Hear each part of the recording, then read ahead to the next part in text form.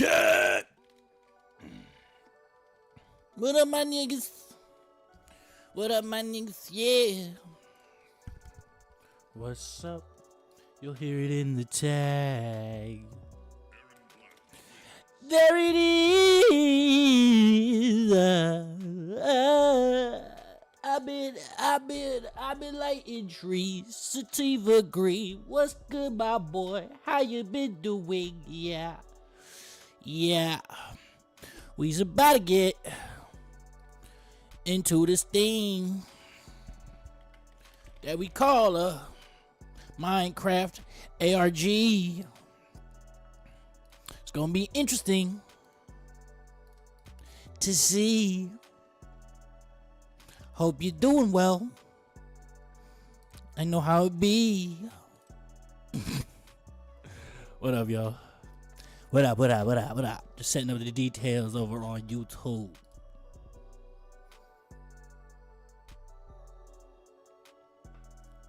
So I'm already here. I got done eating spaghetti and fried chicken. Most random combo, but it's gas. I mean, it's not really that random when you think about it. You know, chicken parm, I think, like, not too far off. Appreciate the hydrate off rip, by the way. Give me one sec. We just gotta make sure we're all good and ready to go.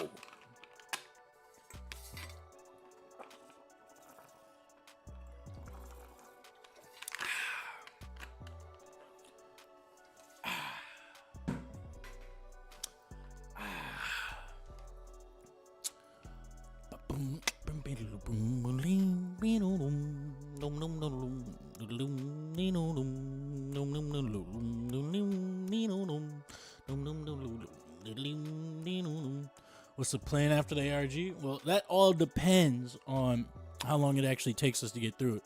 I know it's only about 40 minutes, but you know how I be with these reactionary content. I like to pause a lot.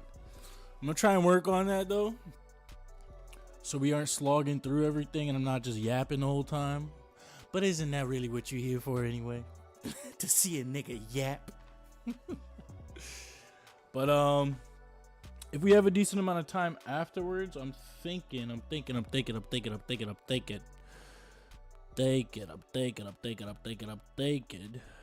we might run a couple games of ARG or something, because it's been a hot minute since we did ARG on the stream. Either that or we'll continue at dusk. Get some more of that done, I'm thinking. Let me see. Yep.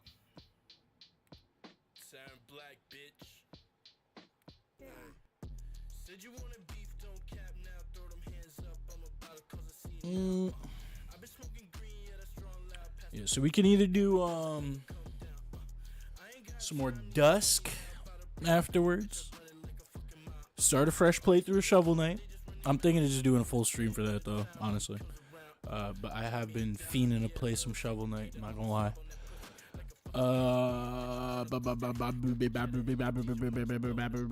Yeah, Dusk, ARG, or Shovel Knight. It all depends. But yeah, let's get into it. So, proper YouTube intro. What up, YouTube? What up? It's your boy Aaron Black, and I'm back again. And today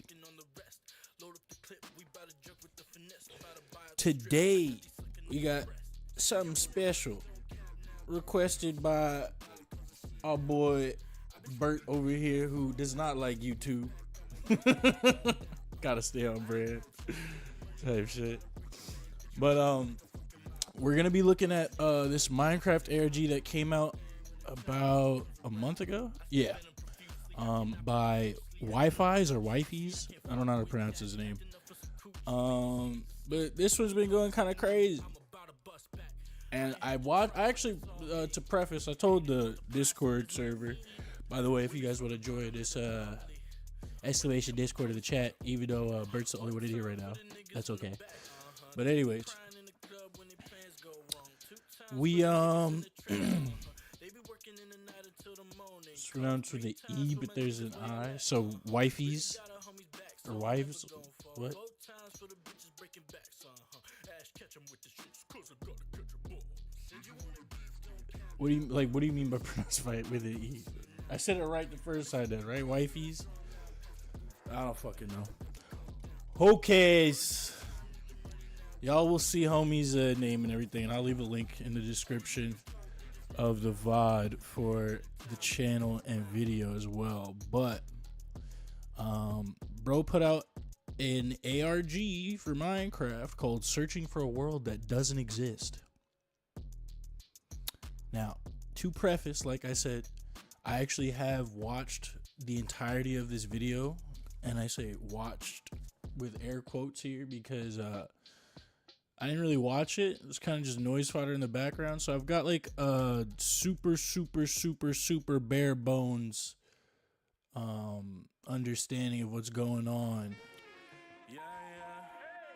But I didn't really pay attention when I watched it. I'm actually kind of glad. Yeah, kind of glad I didn't though, because now we get to watch it together. So.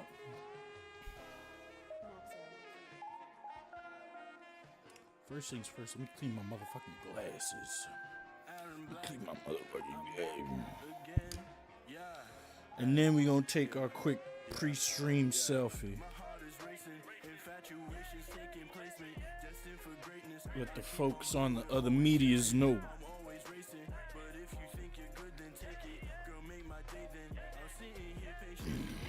There we go.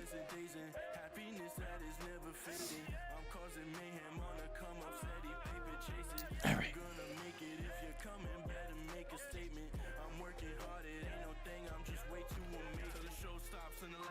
I'ma keep it rocking right off with the sauce. Got your speakers knocking, tell me what's the cost of the flashing lights. Got 'em wet like boss. And I'm steady contemplating every single word and phrase that I create and put it down a play to feed this generation. What's with all the hate? I need much brighter. But yeah. Bert, how's your day been? What have you been up to, my boy?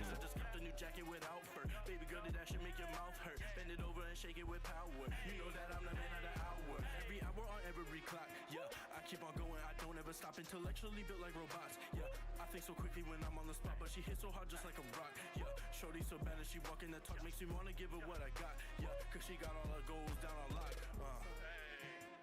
Also, if you over here watching the VOD after the fact,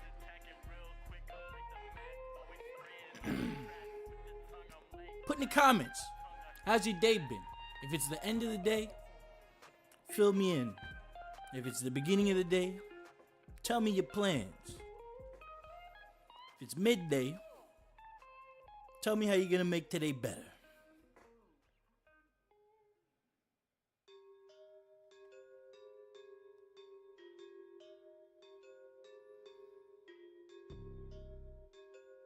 We got some new Lapis Lancer on Instagram, by the way. If y'all don't know who that is, we'll check that out another time too. Bro made basically he's doing like a hand-drawn kind of animation thing or whatever you want to call it. Of what was it? Flash games versus the App Store, the OG App Store.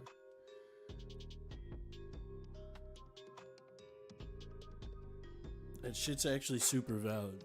I watched a bunch of it when I was in the car on a trip while we were working on that or after working on the Dueling Grounds video. And we will be playing some Dueling Grounds on stream at some point. I just haven't gotten around to it. You said, can we wait like 10 minutes? Yeah, I got you, bro. We still taking this pre-stream selfie, so you know. Take your time, my nigga. Do what you need to do.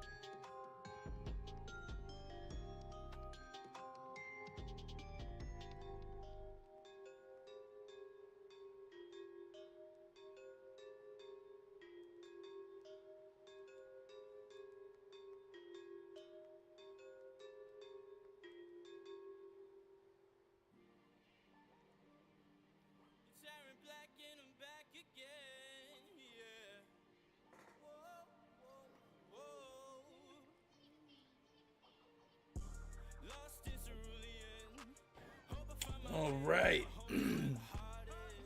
We're just about ready to get into it, y'all.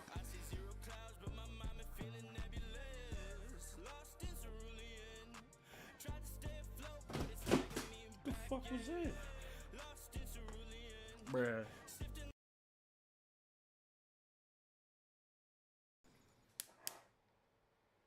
We good? My DS done fell. I don't even know how.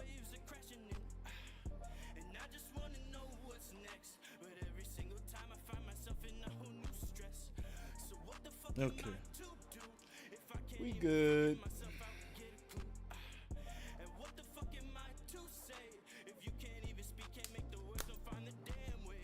Check to make sure it was okay. Love me some DS.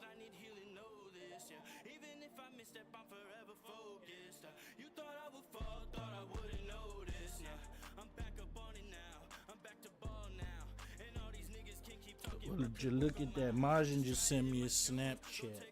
Hold on.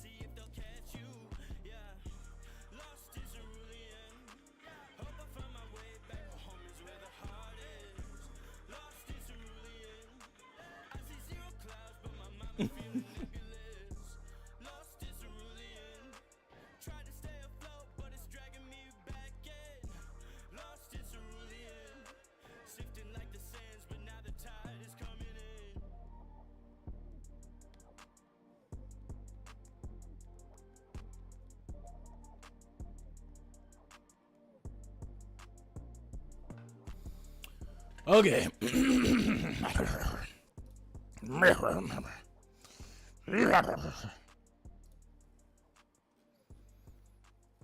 Are you ready, Bert?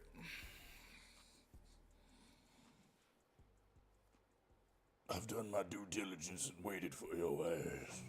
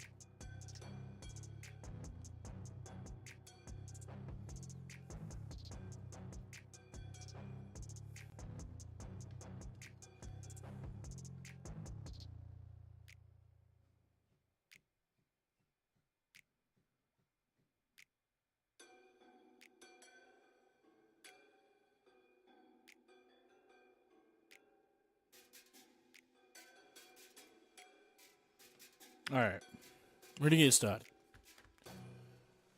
It's been about 10 minutes here. Not sure what our boy Bert's doing, but he'll be back. But welcome to the stream, y'all. Welcome to the stream. Welcome to the stream. Welcome to the stream.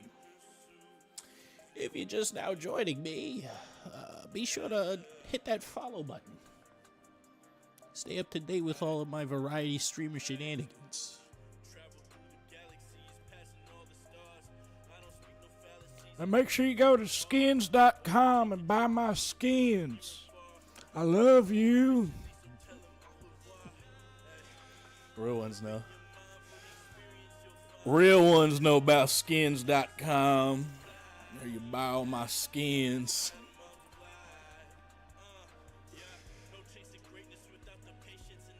Alright. So for those of you who are just now joining me, little reiteration of the intro, I guess. We're going to be looking at a Minecraft ARG today by Wifey's. He's this YouTuber who apparently covers ARGs, Minecraft ARGs. I don't know. This is the first video I've seen by dude. But I actually watched this, quote unquote, watched this a while ago. Like when it first came out. And I had it in the background as noise fodder, so I don't really remember anything that happened and didn't really retain much. I have like a super bare bones understanding of what goes on here. So, we're gonna discover this shit together. Essentially. Now, the reason why it says pirate stream up top in the title is because it's a Minecraft ARG. So, gonna plunder some booty. But let's get into it, y'all. Let's get into it. Let's do it. So, we'll start off like usual, reading the description. So this is Searching for a World That Doesn't Exist by Wifey's. At the crossroads, don't turn left, is the first line of a book that Avery did not write. A strange mind suddenly appears in Avery's world with an odd book in a chest. But as he explores further, Avery finds a tunnel leading to a Minecraft world that shouldn't exist. And he isn't the only thing in this world either. Dun dun dun.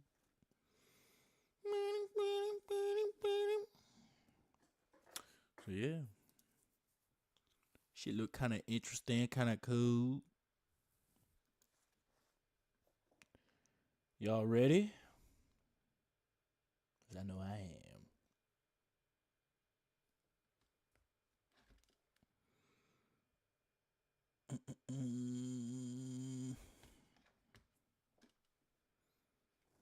All right, let's get it. Whatever you do at the crossroads, don't turn left. This is the first line in a book that Avery claims he did not write. 2 weeks ago, a YouTube channel called Avery the Mayo uploaded a YouTube video titled... Hold on, y'all. Because why is it...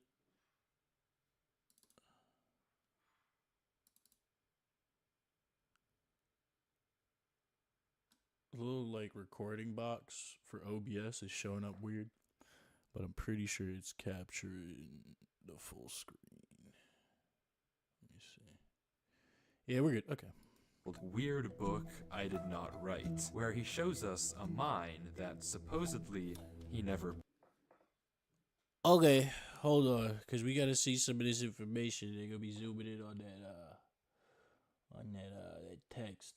That text. That motherfucking text. We're going to move chat. A new development, if you will.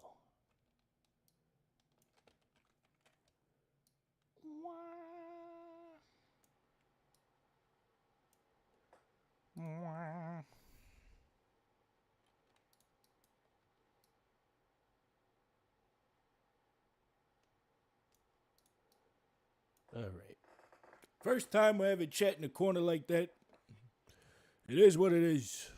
channel called Avery the Mayo uploaded a YouTube video titled Weird Book I Did Not Write, where he shows us a mine that supposedly he never built. Inside the mine is a chest that Avery did not place, and inside the chest is a book that Avery did not write. Inside the book is a very strange message. Whatever you do at the crossroads, don't turn left. Don't be fooled, it's listening. You can't outsmart it, it's listening to me. It's watching me. It isn't from this world. At the crossroads, don't turn left. At the crossroads, don't turn left. At the crossroads, don't turn left. At the crossroads, don't turn left. Over and over, followed by a sequence of numbers. Okay. And that's it. It seems impossible that a whole mine just appears Some in kinda your world code? without your knowledge, but Avery explains in the description of the video that the laptop he's playing on is from a storage locker. It already had Minecraft installed, and this world already existed, but when Avery first loaded it up, it was just a normal world. He only now discovered this mine a few hundred blocks from his house. So, in that case, what is this book? The contents are strange, and it's not evident what they refer to. If anything, they just sound like some crazy rambling. But the numbers I at thought the I end are read what that they correctly refer to. before. At the crossroads, don't turn left. If anything, they just sound like some crazy Don't turn rambling. left. But the numbers at the end are clearly some sort of code, so Yeah. maybe we can solve it and figure out what this book is talking about. Except we can't. The numbers go higher than 26, so it's not any alphabetical code. There are 4 sections, not 3, so it isn't coordinates. And in Right. fact, there's not a single cipher that comes up as a good match for this code. If it is a code, it's unlike any code I've ever seen, and I wasn't able to decipher it. So, is that it? A strange one-off YouTube video and a dead end?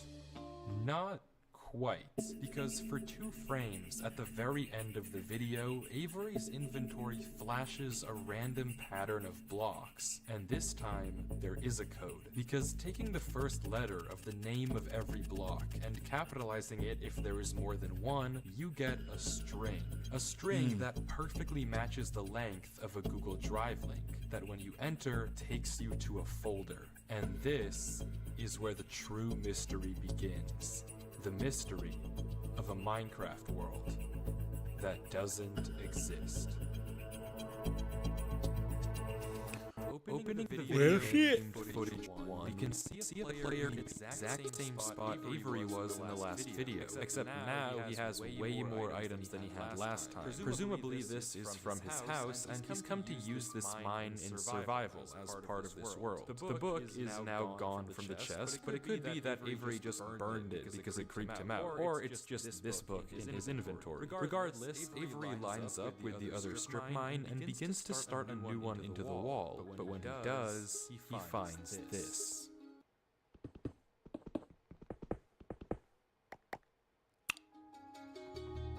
Nothing weird, it's Okay. just a cave, and Avery walks in to begin exploring until he stops and sees this.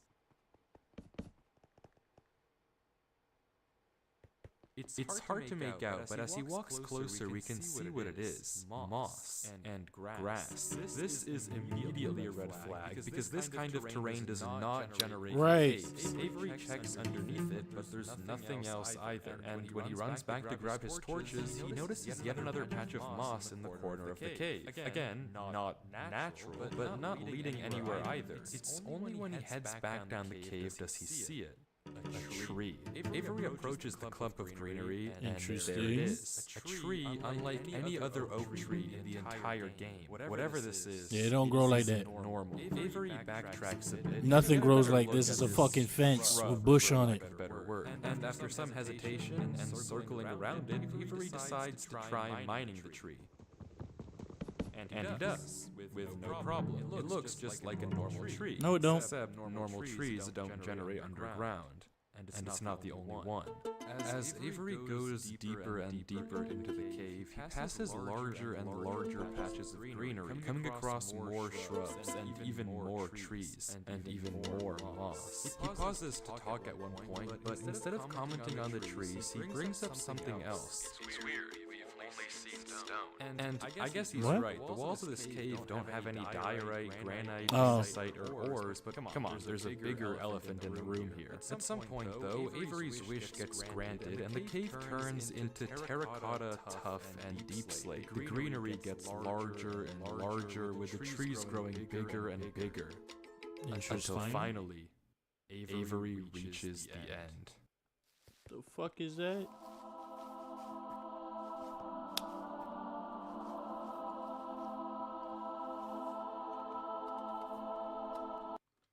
What the fuck? This is like, how do you do that? How?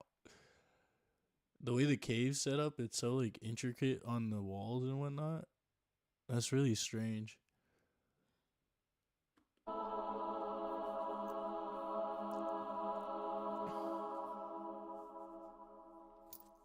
Avery stops for several long seconds, just taking everything in. The room is a Right. giant cave of green, with strange, unnaturally large trees forming a staircase on the back wall. No, the floor Avery, is it's covered not. in a massive field of moss, scattered with the strange trees we saw earlier. Avery slowly heads down Damn. the cavern wall, being careful not to take too much damage while maneuvering his way to the bottom. He looks around in awe as he explores the No chamber, ores, and though. from closer up, we can We see still a worried about tunnel ores, right my nigga? between the massive tree gates. Avery searches around the trees for a few minutes, seemingly mesmerized by the build, and we can see that these gates are made of trees stacked on trees stacked on trees, made of spruce, mud, and oak. But the question here is With bricks. obvious. What is this place? This kind of terrain obviously doesn't generate naturally, so who made it, and how does it just appear in Avery's world? Well, if there's any answer to that question, I guess it's I go in through there, this right? tunnel, because finally Avery decides to stop sightseeing and heads down the tunnel at the center of the room. Avery walks through the mud brick tunnel, turning to glance behind him every few steps, but of course, nothing is there. The world is set to single player. At least, it seems that way. Until this happens. Something is wrong. It's almost impossible to notice, but at the far edge of the tunnel, the first pair of torches have suddenly been wiped out. Avery stares for a few seconds and continues walking. Oh, was that a? Okay. Another pair of torches is gone. Oh shit. I'm not scared of torches turning off. I'm not afraid anymore. And then another. I don't know what kind of practical joke this is, but I already heard you in the... Nah, son. Nah.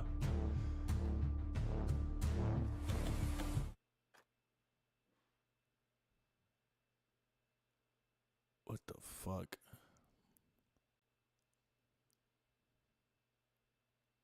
I'm not scared of a game. Are you sure about that?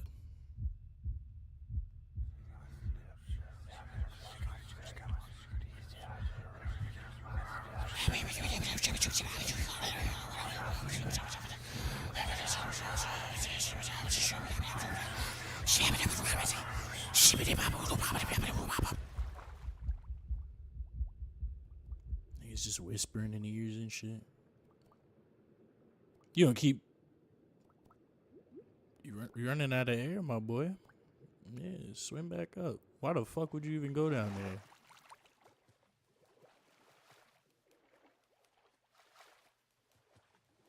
But where's this crossroads they was talking about? I don't know why I just jumped down. I wasn't scared. But I felt... compelled. I've never felt like that in my life. My nigga having new feelings and discoveries. Things just went from strange to incredibly creepy in a matter of seconds. This doesn't just happen on a normal world, but Avery did say he found this world on a computer he got from a storage locker. So maybe this is just a world that the old owner of this computer created, and it's just some strange adventure horror map. Case closed. Except it's not, because the video files aren't the only thing in this Google Drive folder. If you remember, there's also this PDF, and opening it, we see this. My exploration into a strange tunnel I found in my Minecraft world. I've been playing this world for a while and just discovered this. This is my documentation of the search. Notably, when I installed Minecraft, this world came pre-created. Always thought that was a little strange, but I'm not really sure. This seems okay enough, but remember what Avery said earlier. He found this computer in a storage locker with Minecraft installed. Not he installed Minecraft and this world was there. Admittedly, it's a pretty small difference, but still, why the conflicting stories? Something you may have also noticed that I can't explain is why Avery's name is now censored. He wasn't censored in the previous videos, Oh, but now right. he's both hidden his name and changed his skin, almost like he's hiding from something. But there's still a lot Or it's not more of this Avery. footage, and if you want to figure out what's happening, Although they did have like why it identical exists and inventory what it has to do with Avery, when he you have like to keep came watching back for as this part. Avery runs from whatever it is that's hiding in this world. Avery says he has to keep moving, even if he doesn't exactly know why, and the only way to Where go are we going? is down. Okay. Avery takes a leap into the giant pool of water before him and swims down into a junction of tunnels. After some hesitation, he burrows himself in the left wall for air before swimming down the left tunnel. He continues to navigate through the dark water. Oh, you went to the wrong tunnel, nigga. They said don't go left to the crossroads. Is this the crossroad, even though it's not a road? Water road? Until it opens into a giant cavernous room with just enough space at the top to get a bit of air. When Avery descends again, we can see tunnel openings sprawling across the walls. Avery scans around. There's no marker of where to go, just tunnels upon tunnels as far as the eye can see. And then he hears it. The same sound as when the whispers played previously. Avery rushes to dig into the wall, and as he blocks himself in, we can hear the whispers again.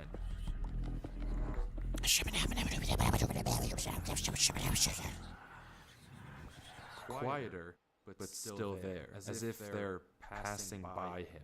When the coast is clear, Avery digs out.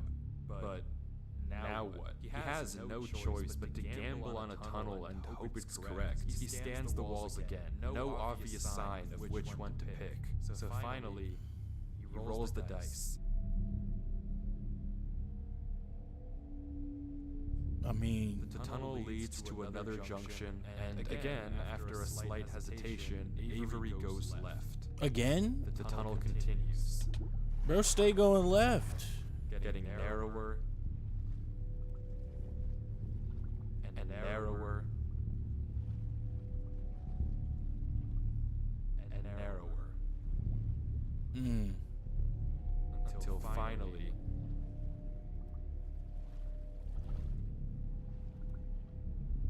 What is that? Oh. he finds himself in the oasis. Avery looks around the room. Big ass crack in the ceiling. Almost peaceful. He's in the middle of a square pond, flanked on all sides by the same uncanny trees. He stares off at the water for a second before towering up and getting a good look around.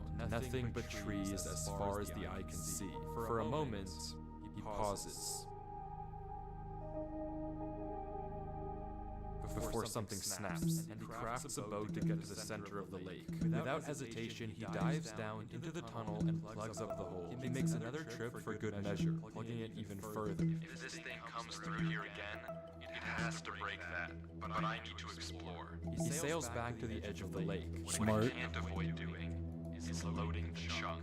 Avery chops a few trees and crafts a hopper with the spare iron in his inventory. His plan is simple: set a trap for the thing following him. But wait, did I miss something? Because how does he know that something is following him? Sure, those torches turned off, and yeah, we heard those noises before. That's a but there's good point. actually an even stronger piece of evidence I haven't mentioned. Remember when Avery said this? I've already heard you in the cave. Well, it took me a second to figure out what exactly he meant, but then I heard this.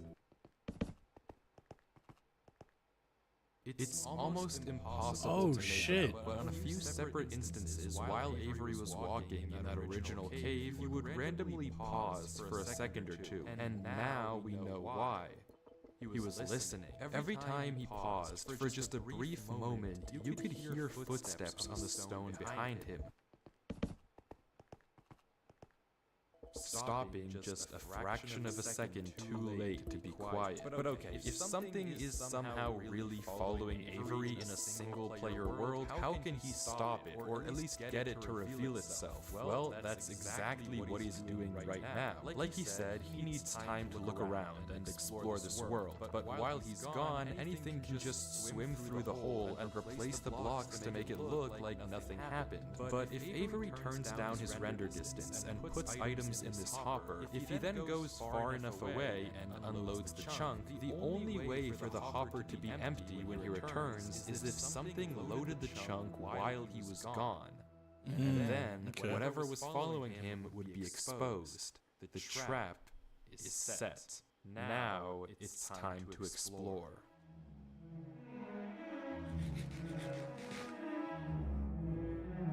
Music kind of going hard.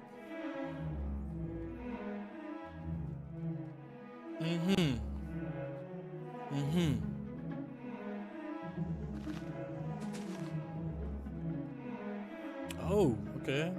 You can actually see the sky here.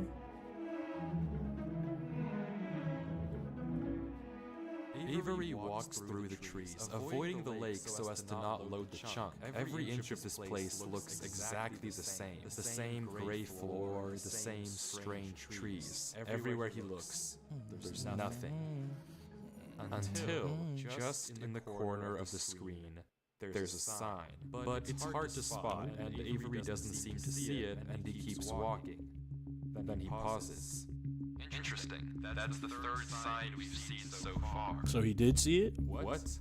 Where? Third sign? I've only seen this one. But it turns out he's right. Going back and re-watching the footage, just barely hidden in the corners of the screen, are two other signs Avery crossed earlier in the recording. Though he gave no indication at the time that he noticed them. Avery goes back to all three signs. All of them are blank, so I don't know what to make of it, but Avery seems to be satisfied, and he explains why. These signs all seem to point to one place. Both of these angled ones point in the same direction. And he's right. If you line up a coordinate grid with the location and rotation of the signs, you get this. So he's right, all of them point a certain way, and if you trace out their intersection, it hits one specific point. He also pulls off this brilliant move, which you rarely see from these protagonists, by turning the difficulty to peaceful because he ran out of food. Absolutely genius. But with that said, he returns to the lake to check on his contraption. And nothing showed up. Items are still flowing out of the hopper, which would be impossible if anything had loaded the chunk. Avery tells us exactly this. Nothing came through. Not to mention, the blocks are still in the same position Avery placed them to plug the hole. Now that he's shaken off whatever was following him, Avery sails back, presumably to find the intersection. Hey, we in points of peaceful the mode signs. too, nigga. We But good. Before he Still does that, good. he opens up chat and says this. Something is here. What? What? How? Why is Avery saying that? Why isn't he sending it in chat? What did he see? I don't know if it can hear me. But I'm not taking any chances. Okay. The grass block. When Avery left the chunk, he didn't just set one trap for the entity, he set two. Without mentioning anything to us, he placed a grass block next to a block of dirt. In Minecraft, grass can't spread if the chunk isn't loaded. The only way that this block is now grass is if something other than Avery loaded this chunk. I'm not scared, but my gut says to keep moving. Yeah, nigga. Something's in there with you.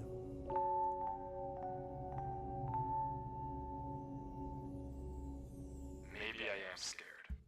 For real. It's okay to be honest, my nigga.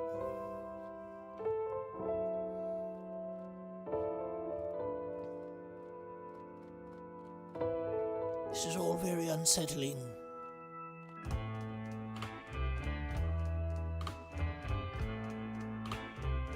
The other sign was pointed head on. I felt you so many times. I committed so many crimes, and I was pretty sure of myself. You gave me reasons to be somebody But that is. else. Baby, I'm home again.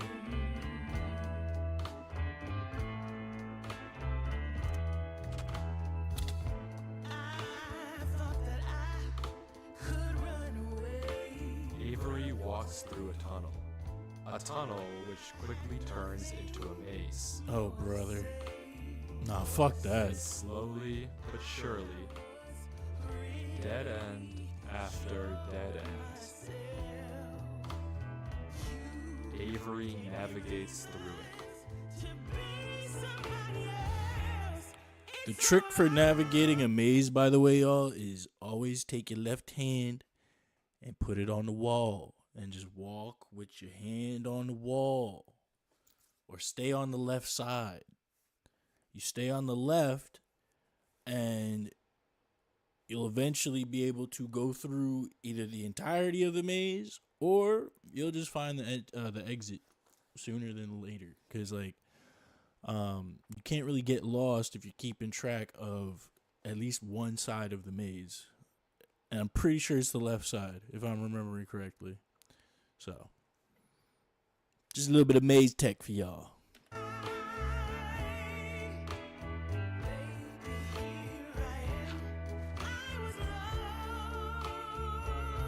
He's leaving breadcrumbs.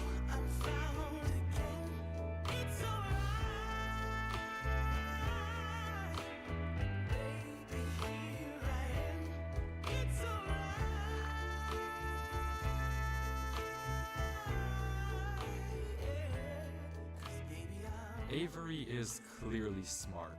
Smart enough to set a trap, and smart enough to set a backup. But whatever this thing is that's following him, it's smart too. Smart enough to block up the tunnel it entered from. Smart enough to refill the hopper with items after loading the chunk. Smart enough to hide its presence. This world seems to be guiding Avery somewhere. The whispers in this tunnel coercing him to enter the cave. The signs pointing to the secret entrance under the tree. Whatever this world is, it's leading Avery. But to what? We don't know. All we do know is that he isn't alone. And finally, Avery exits the maze into another giant room with what looks like a cipher above a door, with 3 levers right in front of it. Avery stares up at it, says he'll need a pen and paper, and blocks up the tunnel where he came from. The footage ends with him staring up at the code, deep in thought.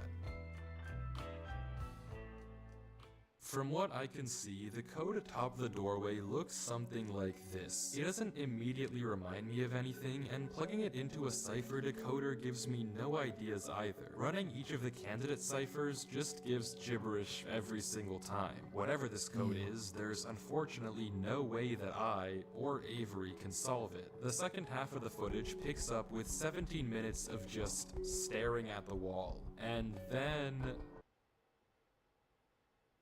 he gets it.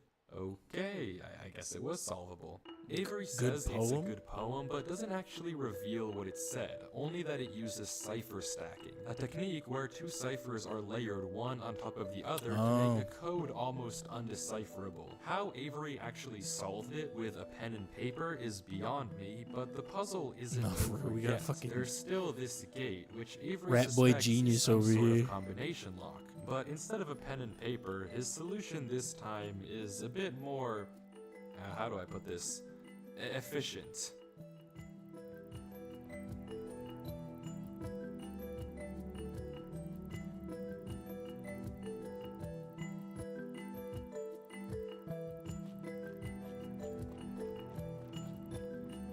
Yeah, fuck a wall, man. And with that, he's... Wait. Who's Durlord 3? For the first time in this footage, Avery's sensor bar lingers for just a second too short, and we get a glimpse of so the that's name. who you were talking about, Bert. This isn't Avery's name. This isn't Avery's skin. I Maybe the knew it reason wasn't that we've him. got two different stories about where this world came from is because the player we've been watching. How do they have the this same entire inventories, time though? Isn't Avery at all. But if that's the case, then who is this? The world at the beginning is clearly the same one that Avery was playing on. So what's going on here? If it is Avery on an alt account, why the conflicting stories in the description and the document? And if it's not Avery, then who is this other person, and why are they claiming that this is their world they found? I genuinely just don't know, but the only way to find out is to keep watching as Durlord walks through the tunnel after the puzzle and finds himself in the village. Resident Evil ass looking village.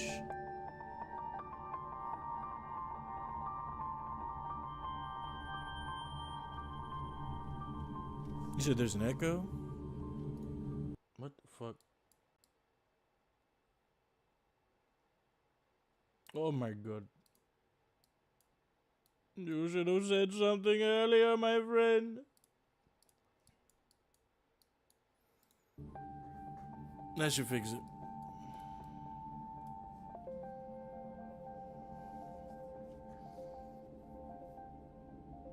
Bruh, still cleaning, damn.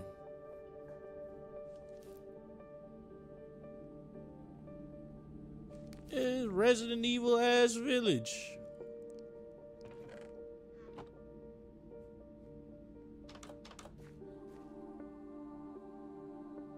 It's a nice fountain, but it's also like kind of creepy.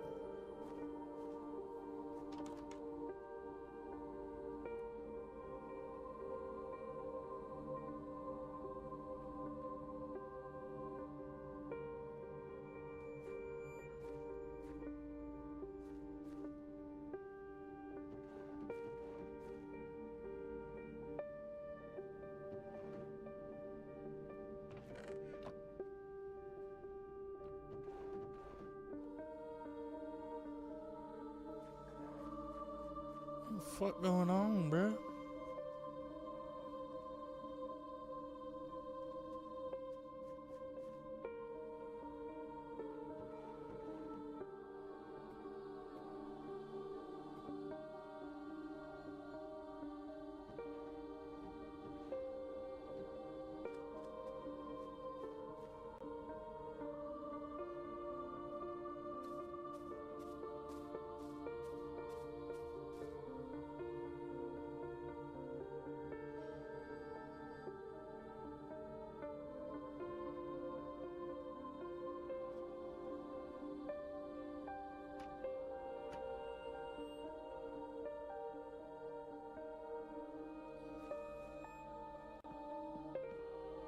I'm basically chilling till my sister gets home so she can help clean. Bet.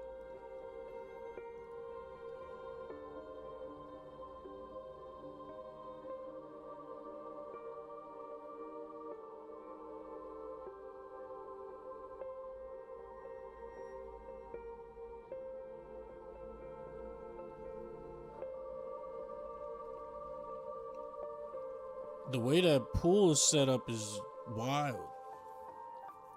In the fountain. Oh! Bruh.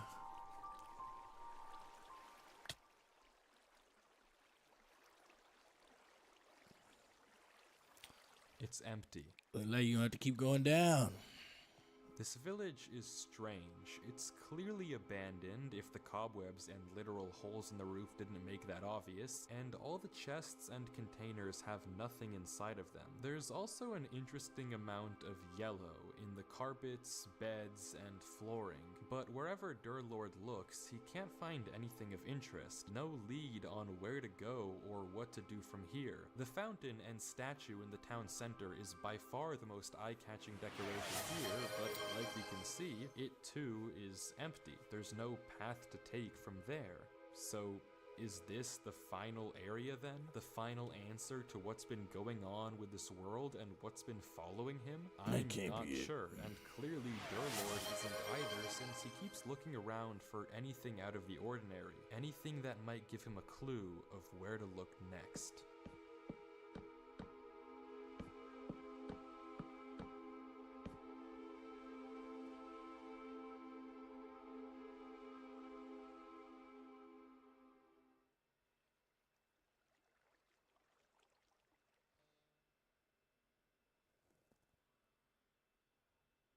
What does he see? What is that?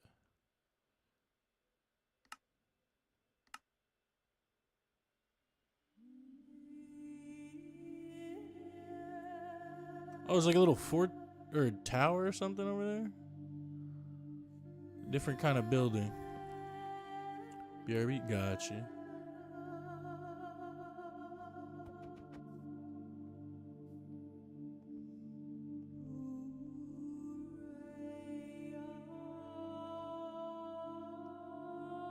Is it a church?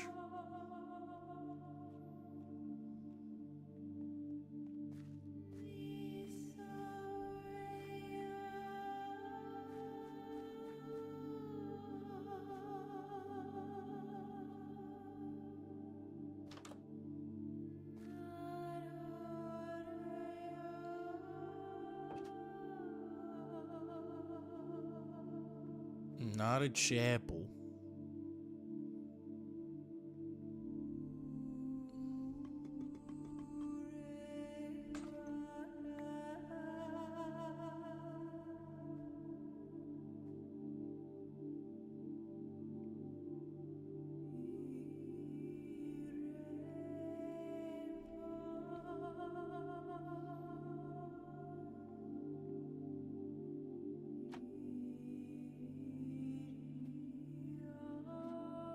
He didn't check all the containers, or at least we didn't see him check the containers this time.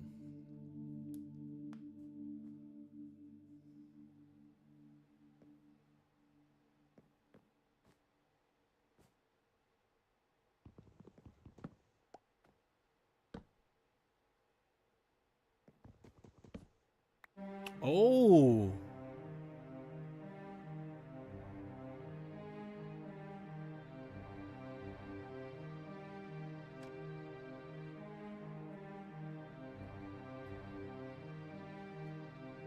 Yeah, go ahead and close that up.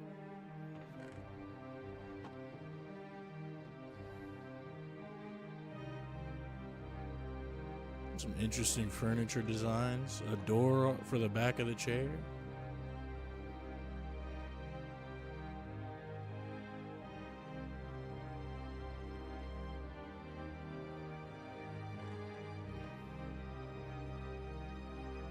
Check that book. I hate it here. These idiots are insufferable. They think that devotion will save them. Rest assured, it will not. Not that it will do them any good to believe that anyway. The ones who realized it pretend they didn't. But it doesn't help that there are some of them who truly believe they'll be saved. The king is coming, Maya. If anything, I wager that their king is already here. It's watching me write this. I don't particularly care. I just want this to be done with. The sooner I can leave, the better. Is this like a King in Yellow ARG or something? Because there was a recommended video talking about the King in Yellow book, the original story. Also, he noted that there was like a lot of yellow in the village.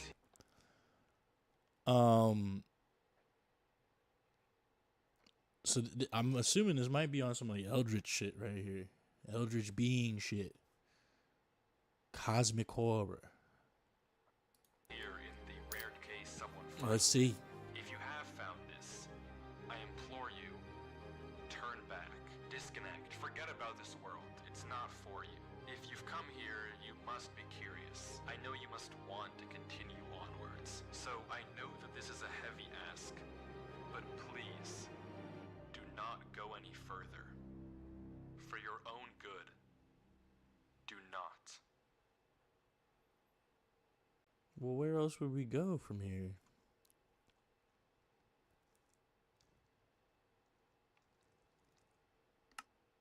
The fuck was that? Right.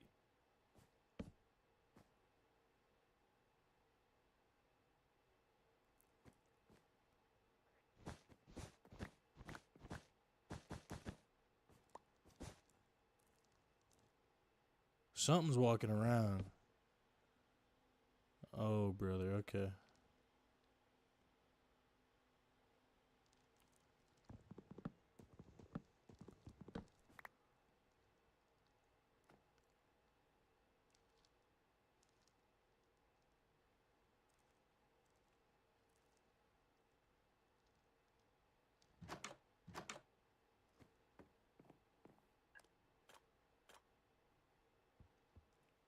Another one of these fuck ass tunnels, bruh. Oh my god.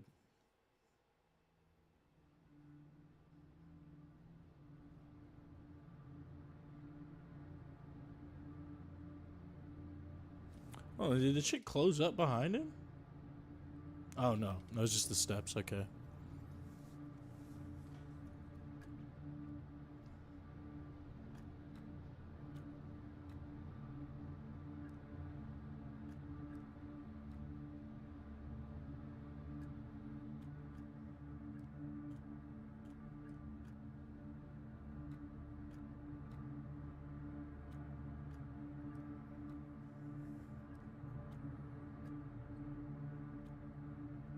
Oh, this is the crossroads, isn't it?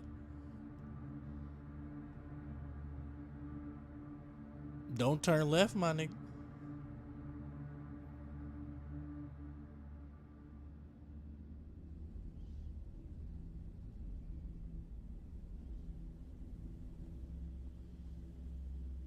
Oh, he tripping.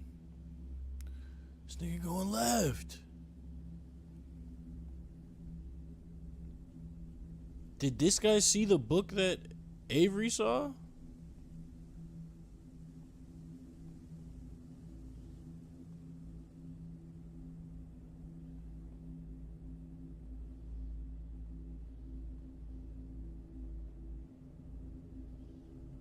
Nah, bro. Turn around. Cause what? What is that? That's not... There's nothing there. Or at least you can't mine it.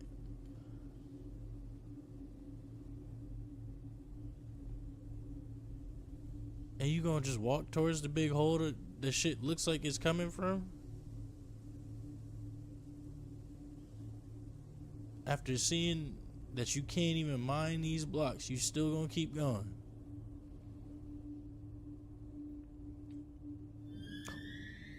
Jeez, that low key got me. I'm not gonna hold you.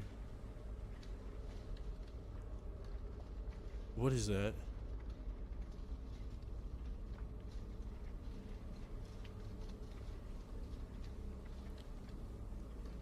Yeah, nigga, weird is right.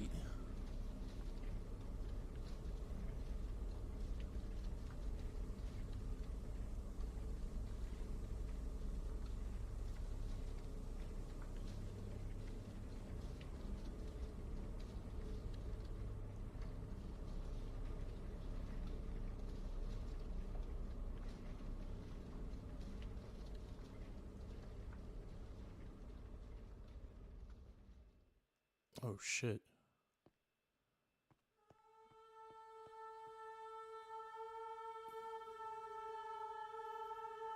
I might have been right.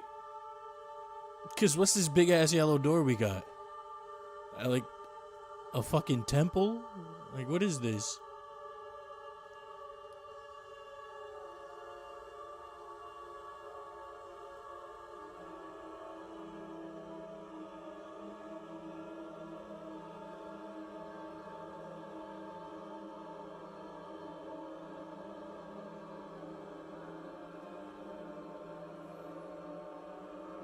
Time for the unedited censorship.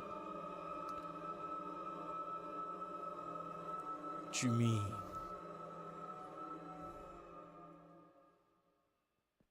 Oh.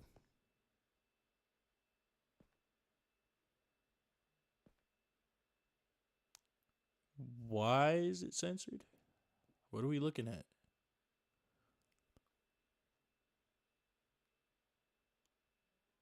The boy done froze.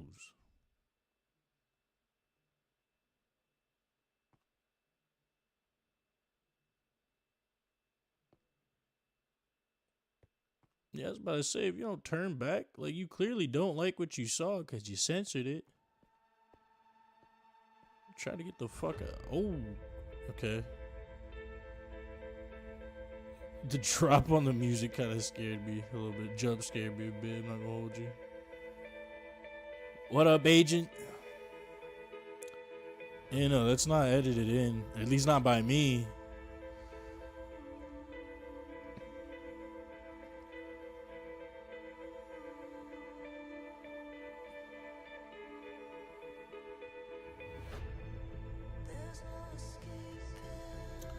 Hold on, what? How does nigga make it all the way back?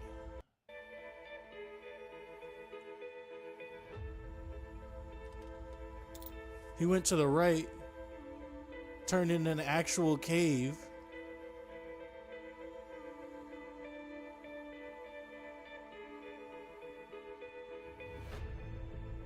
And somehow he's back at the start of the strip mine that he was trying to set up. Or at least it looks like it. What the fuck? Whatever you do at the crossroads, don't turn left. Oh, Durlord Listening. wrote You that can't shit. outsmart it. It's listening to me. It's watching me. It isn't from this world. At the crossroads, don't turn left. At the crossroads, don't turn left. At the crossroads, don't turn left. At the Don't turn left. Don't turn left. And the footage ends.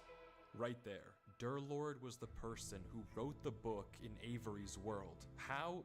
It shouldn't even be possible that the tunnel led him back to that mine. That's what I'm Durlord saying, bruh. found this world on his computer, and Avery found Durlord's old laptop in the storage locker and has been playing on it ever since. But what is this Said, world? "Holy What was flashbang." following My Durlord bad, in this jeez. footage, and most importantly, what was behind those gates? Right. I didn't put that sensor bar there. That was in the original footage. Whatever is behind that black square was enough to drive probably the smartest protagonist I've ever seen into running for his life. Something that a whole village of people was trying to summon. Something that this entire world has been hiding.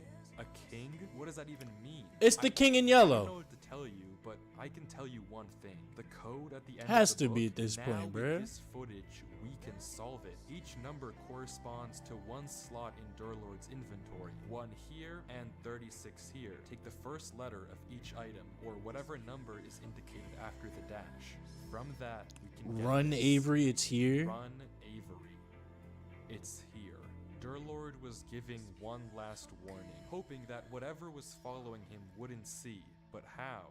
How would he possibly know that Avery would find this world? There's no way for him to know who Avery even is. Whatever he Nah, saw for behind real. those doors, whatever he knows about this world now, we may never understand. But one thing is certain. Whatever was coming for him is coming for Avery next. This isn't over.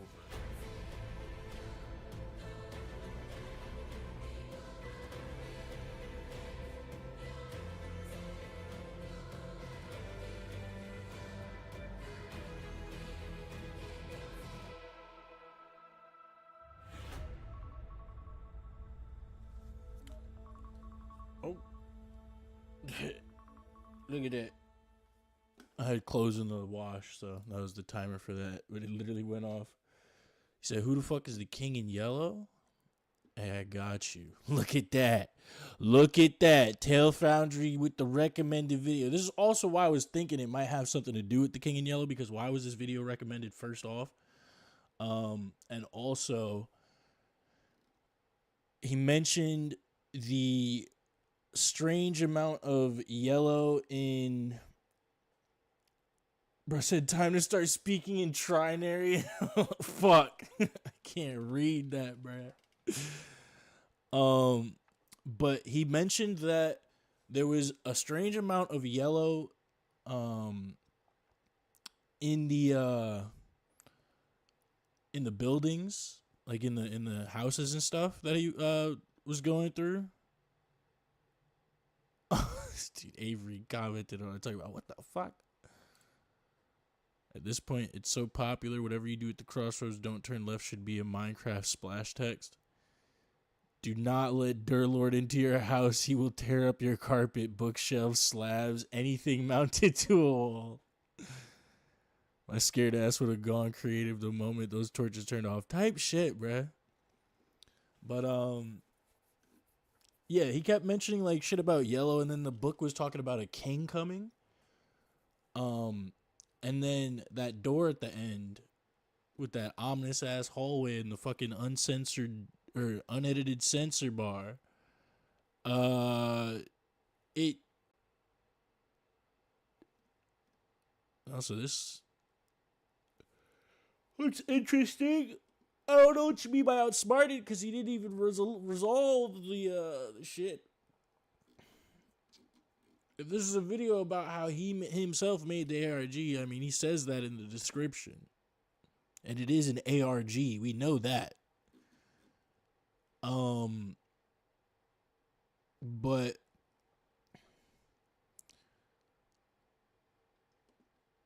the thing with the door, giant ass yellow door, all that like yellow and fucking like talking about the king, that kind of just led my mind to that. And also the fact that this was the first thing in the recommended for this video. So we're actually gonna watch Tail Foundry's video on this, because since you don't know who the king in yellow is, and I can't really describe it that well, it is some cosmic horror bullshit, but yeah, we're gonna get into it. Let's see. So this one's from 4 years ago. He actually made a video on who is the king in yellow 2 years ago, though. So I guess we could check those both out. You see, you're back from the ads. So I was saying, Bert,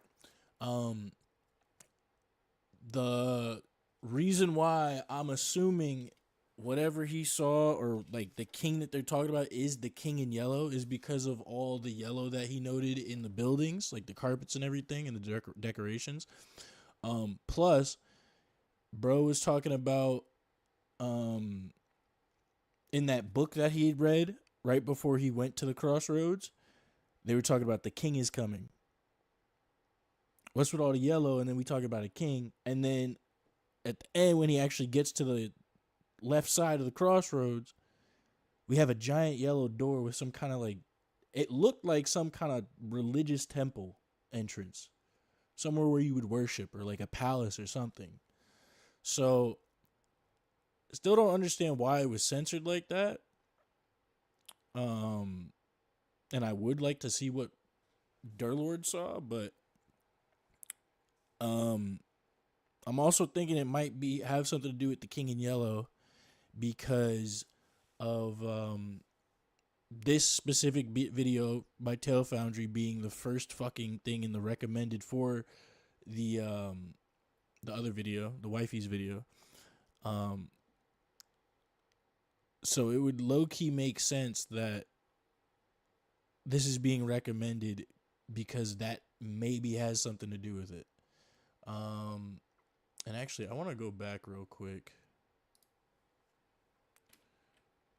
Let's see.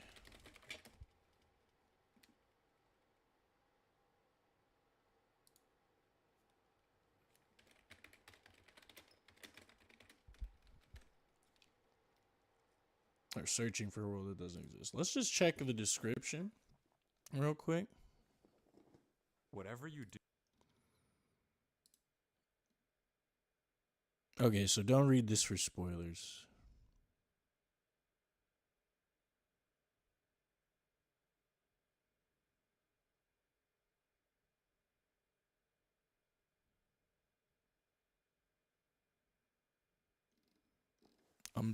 Let's see. Does anybody say anything in the comments?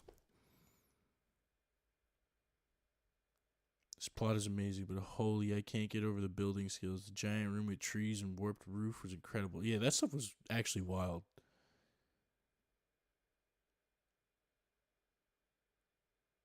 I'm not scared of torches turned off. Well, I am, blood. I'm fucking terrified.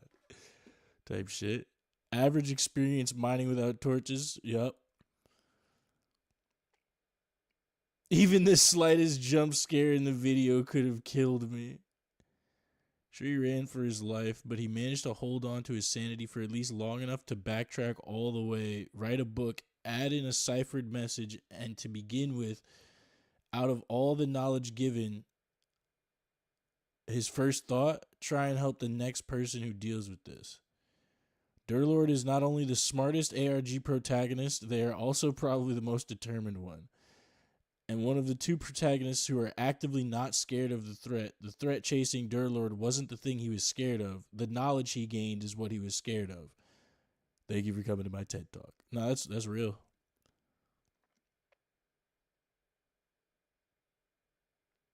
This nigga, Altaku. Actually, Durlord is smart, yes, but not as smart as we think.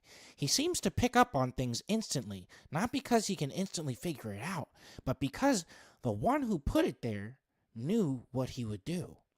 Why else would the door trap be under a random slab Durlord broke in the abandoned house? Okay, actually, Altaku had some similar thoughts about this too. No, the King in Yellow prepared his mind, made him scared while making him believe he was still in control. The cipher was solved quickly because it was a cipher the king knew Durlord would quickly try. The poem was Act 1 of the play. I was right. Okay. So the poem was Act 1 of the King in Yellow play, because it is a play originally. But it's like playception almost, if I'm remembering correctly. It's like a play within a story or some shit like that. And Behind the Gate was Act 2, not the King in Yellow. I'd recommend looking into the effects of viewing the second act has on a person. It all lines up. Okay. So, yeah, let's check out the Tail Foundry video, because apparently this is going to explain how that will do that, or what it does to do that. So the description reads, the King in Yellow is a name I see thrown around a lot of different media. Usually it's treated like some kind of eldritch space monster a la H.P. Lovecraft, but it really isn't very much like that at all. Really, it's just a play. Yeah, it was a play, that's right. But that doesn't stop it from being just as dangerous. Interesting. So if the censored material he found behind that big-ass door was actually the second poem, it would kind of make sense why he was taking so long, or the second act. It would kind of make sense why he was taking so long to like study it and not just turn around and fucking run. Because I mean, if you see like a giant beast or something like that, some kind of creature, me personally, I'm just gonna turn around and run. I'm not really trying to get a good look at that nigga, because that's certain death. So, but yeah, let's check this out real quick. So this is this story will ruin your mind. The King in Yellow by Tail Foundry. Really thought this video was going to be about a monster. That's why I planned it for Halloween. I've been hearing about the King in Yellow for ages, and despite all the books and games and references it's cropped up in, I feel like I've never really understood what it is. All right. Like, they always make it sound like some kind of big, tentacly demon, but it somehow feels wrong beside Cthulhu and H.P. Lovecraft's other space octopus gods. Well, perhaps against my best judgment, I finally went and read the source material, the original book. Turns out, the King in Yellow isn't really much of a monster at all. Really, it sort of says that we are. We writers.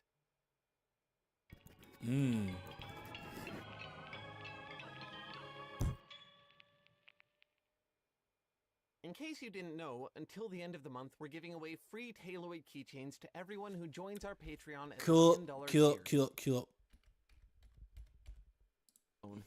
Most people who know of the don't worry, you're probably not alone. Most people who know of the King in Yellow know it as a tentacled elder god invented back during the pulp sci-fi boom. To them, it's a distinct alien entity. I guess it's sort of become that. Bert, but come on the now. version of the King in Yellow is really a book of short stories. Yeah, written we by gonna the skip his author little Robert ad, W. but Chambers around not the turn of fuck the you, 20th bro. century. He's giving All us some the vital tales in the book information are here. connected by a fictional play also called The King in Yellow, which, in the world of the book, is known for its remarkable influence. In the stories, the play has been censored, condemned, Right. and banned That's by so. almost So that's what it was. So it's not really playception, but it's a story about a fictional play. So Patreon stays in the description, not in the video. Hey, bruh. It's his channel. Let him do what he wants. It's not like we have to like it or anything, but I ain't gon' if a nigga trying to get his bag, especially off of this YouTube shit, let a nigga get his bag. It's hard out here, bruh. every public organization, not because it contains anything immoral, but because it has the power to change its readers in ways that are hard to fathom. It has I know, spread bro. through What the world, fuck? quote, like an infectious disease, to the point Interesting. where almost everyone interested in the arts has at least heard of it, if not read Why did he bits and start pieces. tweeting? I don't know. I wouldn't You really peeped that describe too, the right? stories in this book as scary or even existential like a lot of H.P. Lovecraft's work. They're just weird. It's hard to say how exactly, but there's this dissonant quality to them. Watching how the play affects the characters and their lives somehow gives me this sense of repulsion, like my mind is trying to reject something before I even know what that something is. And it all begins with a poem in the book's dedication. Along the shore the cloud waves break, the twin suns sink behind the lake, the shadows lengthen in Carcosa. Strange is the night where black stars rise, and strange moons circle through the skies, but stranger still is lost Carcosa. Songs that the Hyades shall sing, where flap the tatters of the king, must die unheard in dim Carcosa. Song of my soul, my voice is dead.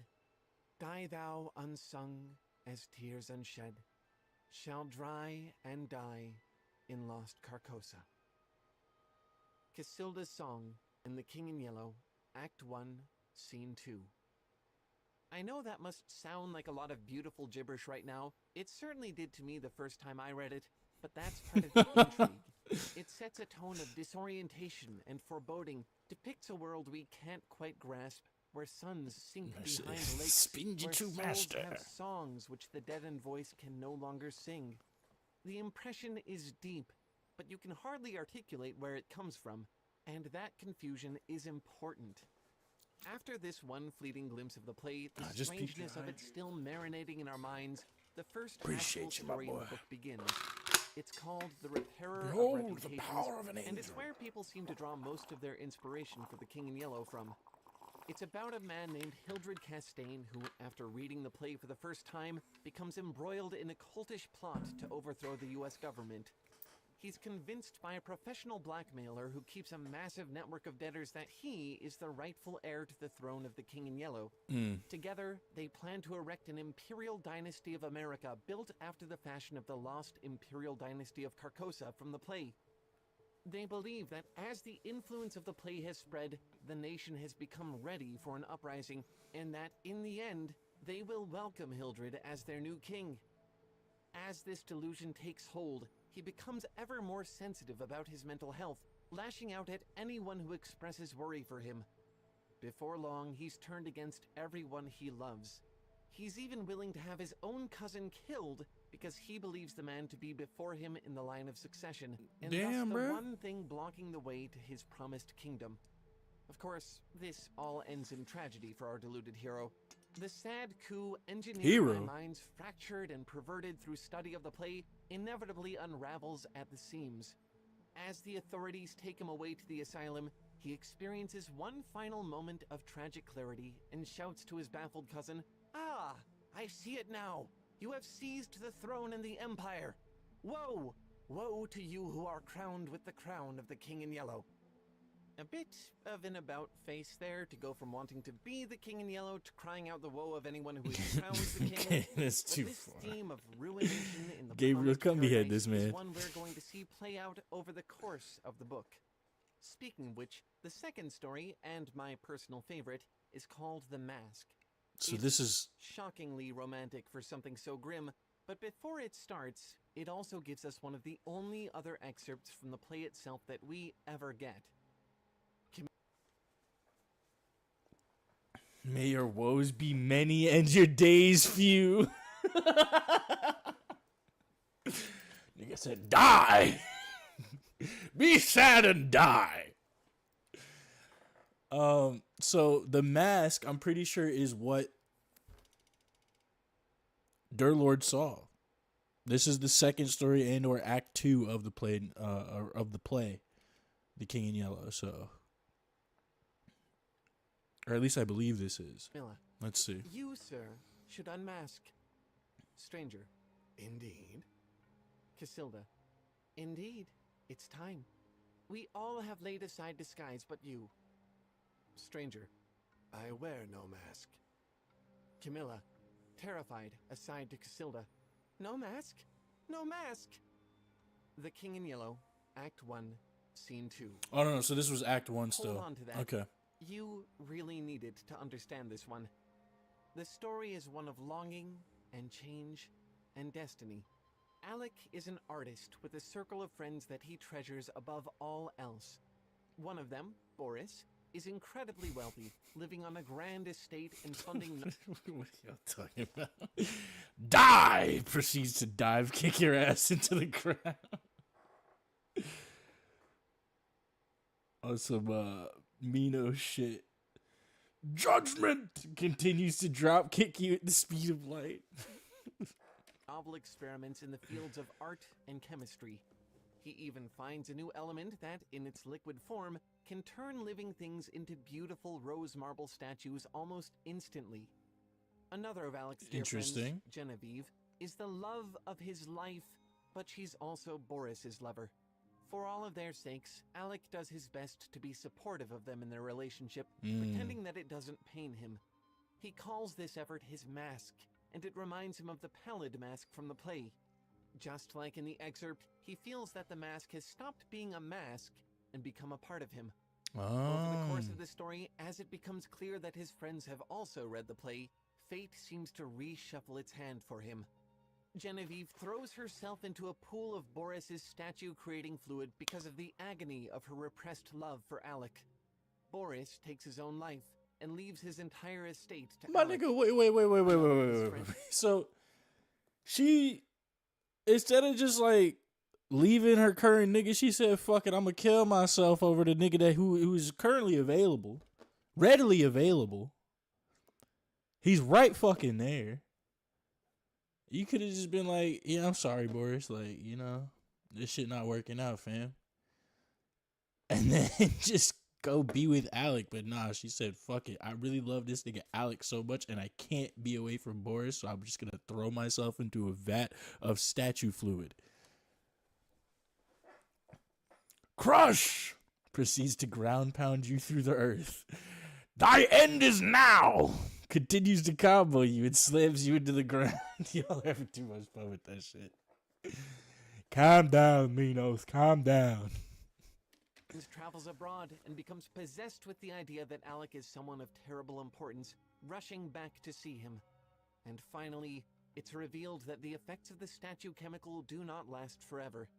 Genevieve returns to life, and with no obstacles between them, she and Alec, at last, find their love. That's wild, The though. impression is one of a prince coming into his inheritance. As Alec dons the mask and at last becomes one with it, he takes the role of the interloper in that excerpt from the play we read earlier, the one we would assume to be the King in Yellow. And leaving behind a trail of madness and death, his world seems to rush the crown onto his head. The third story is quite a bit simpler than the first. Weak! Proceeds to taunt you, violently explodes on Ultra Pain. First two, but it's also very important. It's the only one that actually seems to embrace the entity of the King in Yellow rather than just the influence of the play. But even then, the king himself seems to be more of a symbol than anything. The story is called The Court of the Dragon, and it follows a man who, having read the play, seeks the comfort of a familiar church house. But something is wrong. While the pastor gives a decidedly strange sermon on how nothing can harm the soul, the organ music becomes dissonant, disturbing, almost nausea-inducing. When the man looks at the organist to see who would play such a tune, he finds himself met with the most hateful gaze he's ever experienced. He hurries out of the place, but the strange, pale organist follows him into the night, Oh, stalking hell him no. all the way home. He's gripped by the notion that somehow this man is death itself, and that there is no escape. When he's finally captured, he is not killed, but spirited away to another world, the ruined land of Carcosa, where the towers rise behind the moon Well, and the shit. cloud waves break, the awful abode of lost souls. And for the first and only time, we encounter the King in Yellow himself, who wraps Who the the fuck is protagonist in Jaquan? radiance as he approaches, saying, It is a fearful thing to fall into the hands I of a guess great dog. fortification. I suppose that once the truth of the play has you, there is no God left to turn to, no comfort left to find. You are as good as lost. And finally, our fourth story, after which the play is hardly, if ever, mentioned again in the book. The Yellow Sign. Again, if you're a fan of the Cthulhu mythos, this should be ringing some bells. And I'll admit, this one does is sound a little pretty familiar. pulpy compared to the others. But it's also different in another important way. The main character, Mr. Scott, has not read the play. In fact, he's sworn it off entirely, knowing how it's influenced people like the late Hildred Castaigne, who was his friend. But the play is very insistent. Throughout the story, Scott is haunted by a strange, bloated, pale, corpse-like man whose Ugh. very presence makes it impossible for him to create his art. At the same time, he and his lover are both plagued by dreams of his death. One night, not knowing what she's done, Oh, she jeez. brings him a brooch she's found in the street. It bears a strange yellow symbol which belongs to no known language of man. And as if this were an invitation, the King in Yellow suddenly appears in Scott's library. As they both succumb to its lure, reading it and discussing it in a daze, the corpse-like man comes upon them like the Reaper. He rots the door's lock at a touch, kills the girl, and then collapses into a pile of fetid flesh. finally at rest. Damn. When the authorities arrive, they say that the man must have been dead for some time already. The story ends with Scott in psychiatric care, praying for death. But the prayers are cut short, and we never find out why. So it looks like the play is more than just a weird piece of literature that drives you mad. It really does seem like a virus working through the will of the ones it touches to make itself known, even to those who wish not to know it. I said, this will hurt. Continues to become a nuclear bomb. Fuller Auto. Every enemy's worst nightmare. Keep them coming. Continues to taunt you and beat the shit out of you. What are you niggas talking about, bruh? I wonder if its author even really had a choice. After this story, the rest spiral off into what feels like pretty aimless romanticism. Art Nouveau culture in Paris, wartime ruminations on the nature of love, prophetic vignettes, time-traveling lovers, but hardly anything else about the King in Yellow. It's hard to know why these are in the collection at all, but there they are. And still, even in just these first 4 stories, my goodness, there is a lot to find. I could go on for a very Who the long fuck is time the about my Lemon personal Man? thoughts and interpretations, the philosophical implications of all afterlives vanishing, a usurper god slipping in to take their place, the journey of the soul becoming terminal rather than something transcendent. But I really don't think that's the point of the play in these stories. I Spout think the play is quick, actually spout something Gabriel far more insults. concrete and surprisingly relatable. To me, Pathetic this story is a machine! demonstration, not just a powerful piece of literature unto itself, but a show of what words can truly do. An example of the pinnacle of language's power to influence the ones who read Ashes or to hear it. ashes, rust to In rust. the version of the book I read, Why is there's that unused? That's a foreword by hard the writer line. Nick Pizzolatto, who explains this so beautifully. The idea of magic words has always felt misunderstood to me. The magic is not in the words themselves, or any particular word, because they are, after all, empty vessels. The magic is only ever using the right words in the exact right way. The secret knowledge lies in arranging, say, the 26 symbols of our English alphabet into a configuration which reliably produces an intended effect. Why are we looking on at the Bible audience, right now? Perhaps, and even especially against Now we got the that Torah. audience's wishes.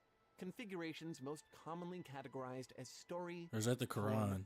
lyric, or play. Then there's no end to the capabilities of language and its power over human beings, its ability to engender the most overwhelming emotional states. Put words to music, and the entire world can move. We writers know this. We're almost obsessive about it, always searching for the right words, trying to create the perfect effect. Yeah. It's our way of working true magic, and we can be so wrapped up in it, we don't stop to consider the unintended consequences. Think of the play. Think of its dark, corrupting message.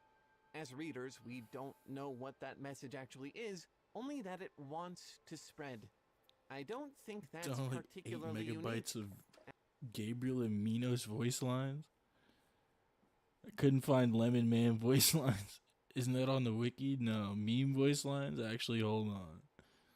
All right, yeah, you're gonna have to show me that because I don't know what the fuck the Lemon Man or who the fuck the Lemon Man is. After a fashion, I'd say that all information wants to spread, and language is its primary vector. Be careful what you release into the world. You aren't responsible for what people take from your work, but you are responsible for what you give. Love your art enough not to make it a vector for falsehood, evil, hatred. Love your words enough to choose them well. And that would be where the video ends, except I have more to say. There's a whole missing section of this video about my interpretation of the play itself. I discussed the original short story that inspired it, as well as some references to mythology to figure out what it actually It's may about to be another about. Patreon ad, bro. It's a little beside the point and very speculative, so we ultimately had to trim it for time, but I couldn't quite let it all go. I had to keep a full version of the video out there somewhere. It seemed right. Thankfully, there is a place where we can share that stuff, where we don't have to worry about streamlining our content so it's a perfect fit for attention spans and algorithms. You can watch it over on our creator-owned streaming platform, Nebula. YouTube is a weird place for educational content. It's hard to be as honest and open as you want to while trying to satisfy the algorithm. Okay, good video. Let's check out the one from 2 years ago now. That's also by Tail Foundry, who is the King in Yellow. Because this one was made 4 years ago. So Along the shore, the cloud waves break. The twin suns sink behind the lake. bro's narration voice got better. In Carcosa. This is an excerpt from a poem called Casilda's Song. You said Lemon Man is Prime Sanctum 2 spoilers? Alright, yeah, we'll hold off on that then. Don't go looking for it. It exists only in the pages of a mysterious banned play called The King in Yellow. Since the piece has gone out of circulation, it's become extremely hard to find. But if you were to get your hands on a copy, you'd know immediately why it was banned. The first act seems innocent enough, a commonplace, if decadent drama. But by the end of the second, your very grasp on reality would be shaken. Reading the play changes a person in ways difficult to describe. What you see in the pages of that script, what you unlock within your own imagination, there is no coming back from. Insanity, delusion, hopelessness, terror, these are what this text leaves in its wake, wherever it surfaces. Fortunately, it's also complete fiction. The play was invented by Robert W. Chambers for his short story collection by the same name, The King in Yellow. A while back, we did a video summarizing all the key stories in the book, and they are so fascinating. A man becomes convinced he's the heir apparent to the Imperial Dynasty of America. A couple is stalked by a corpse-like apparition that goads them into reading the terrible text. A churchgoer is pursued through the streets of his hometown by an otherworldly emissary in the guise of an organist. And at the center of it all, the play. But even after reading all of that, I still find myself wondering, who or what is this mysterious King in Yellow? He himself barely appears in the stories at all, but he's also apparently right at the heart of the horror. Is he really the cosmic tentacle monster that the Lovecraftian weird fiction writers make him out to be? Or is he something far scarier? Oh, brother, up the intro. Okay.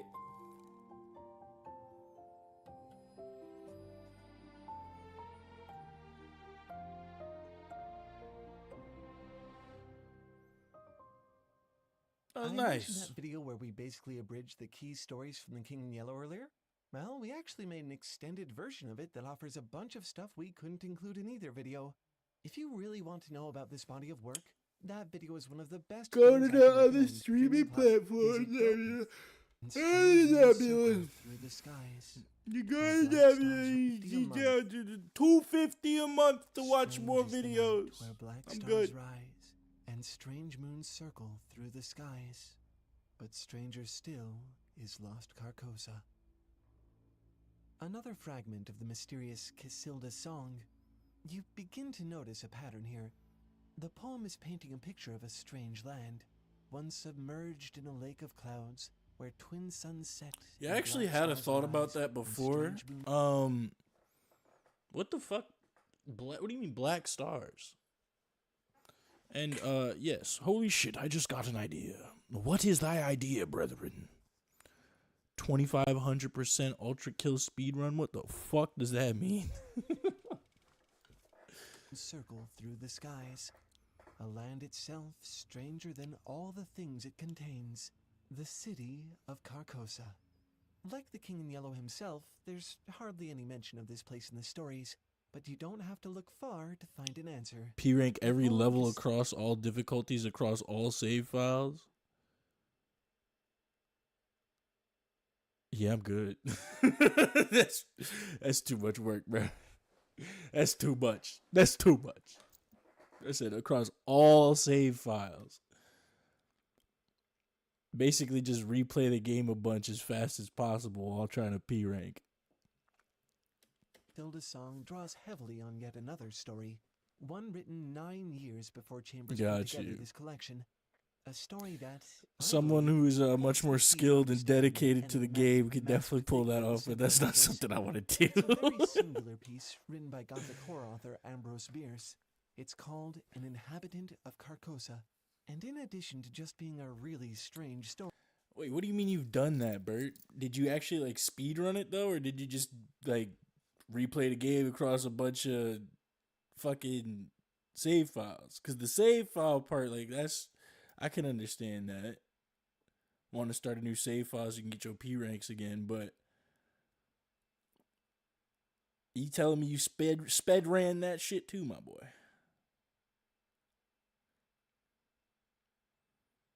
The way you P ranked all levels on all difficulties on all save files. That's what I'm saying. That's a lot. Just no brutal because I'm ass. Well, yeah, then you haven't done it yet. Understandable, though. it's also quite an experience. An account written in first person by someone who, in spirit, actually visits the land of 2000%. Carcosa. Got you, When got you're you. reading it, it almost feels like it's happening to you. I'm Let me struggling. help you I imagine. felt that. You are someplace else. A chill wind blows against your face, reawakening your senses to their new surroundings. The last few seconds are gone, as if you'd been lost in a daydream. Where are you? Where were you going? Where did you begin? Your surroundings are entirely alien to you. A plain of dry, withered grass stretches out in all directions, rustling quietly in the breeze. The monotony of the landscape is broken only by the rare shadow of a sickly tree. Somber-colored rocks jut out strangely from the earth, as if the land itself had reared its head heavenward long ago, staring to the sky, What the hell, boy? perhaps in anticipation of some terrible event to come. It must be late in the day. No matter where you look, you can see no sun in the sky. A blanket of leaden clouds hang overhead like a curse. You know distantly that it is cold, yet you yourself, Nigga, how you do do that shit not with no feel the sleep? cold. That's OD. except for the whispering of the grass and the parched branches, all is eerily silent. As you wander through this forlorn place, you begin to notice something strange. What you Yeah. took at first to be stones jutting out of the earth are actually tombstones. Fragments of hewn stone hidden in the brush, moss-grown and weathered, many half sunken into the ground. Me too. The further you go, the more you find. Here are the massive blocks of ancient tombs, stained and forgotten.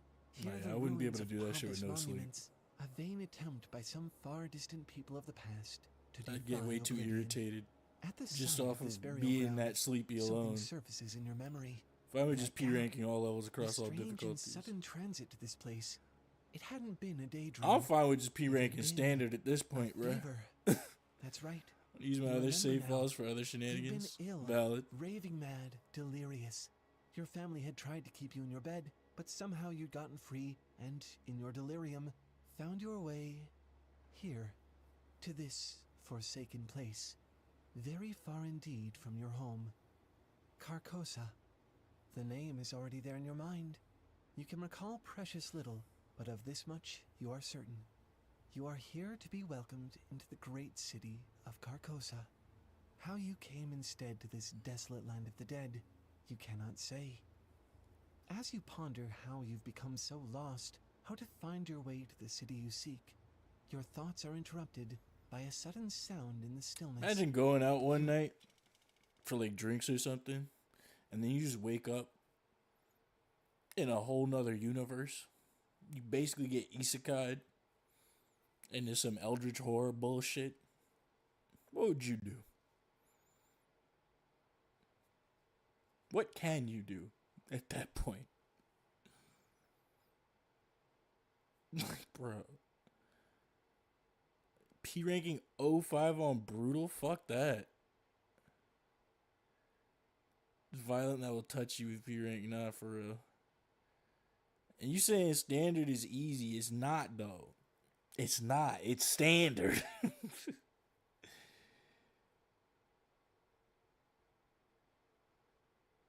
I think you got it, but it might be ISE.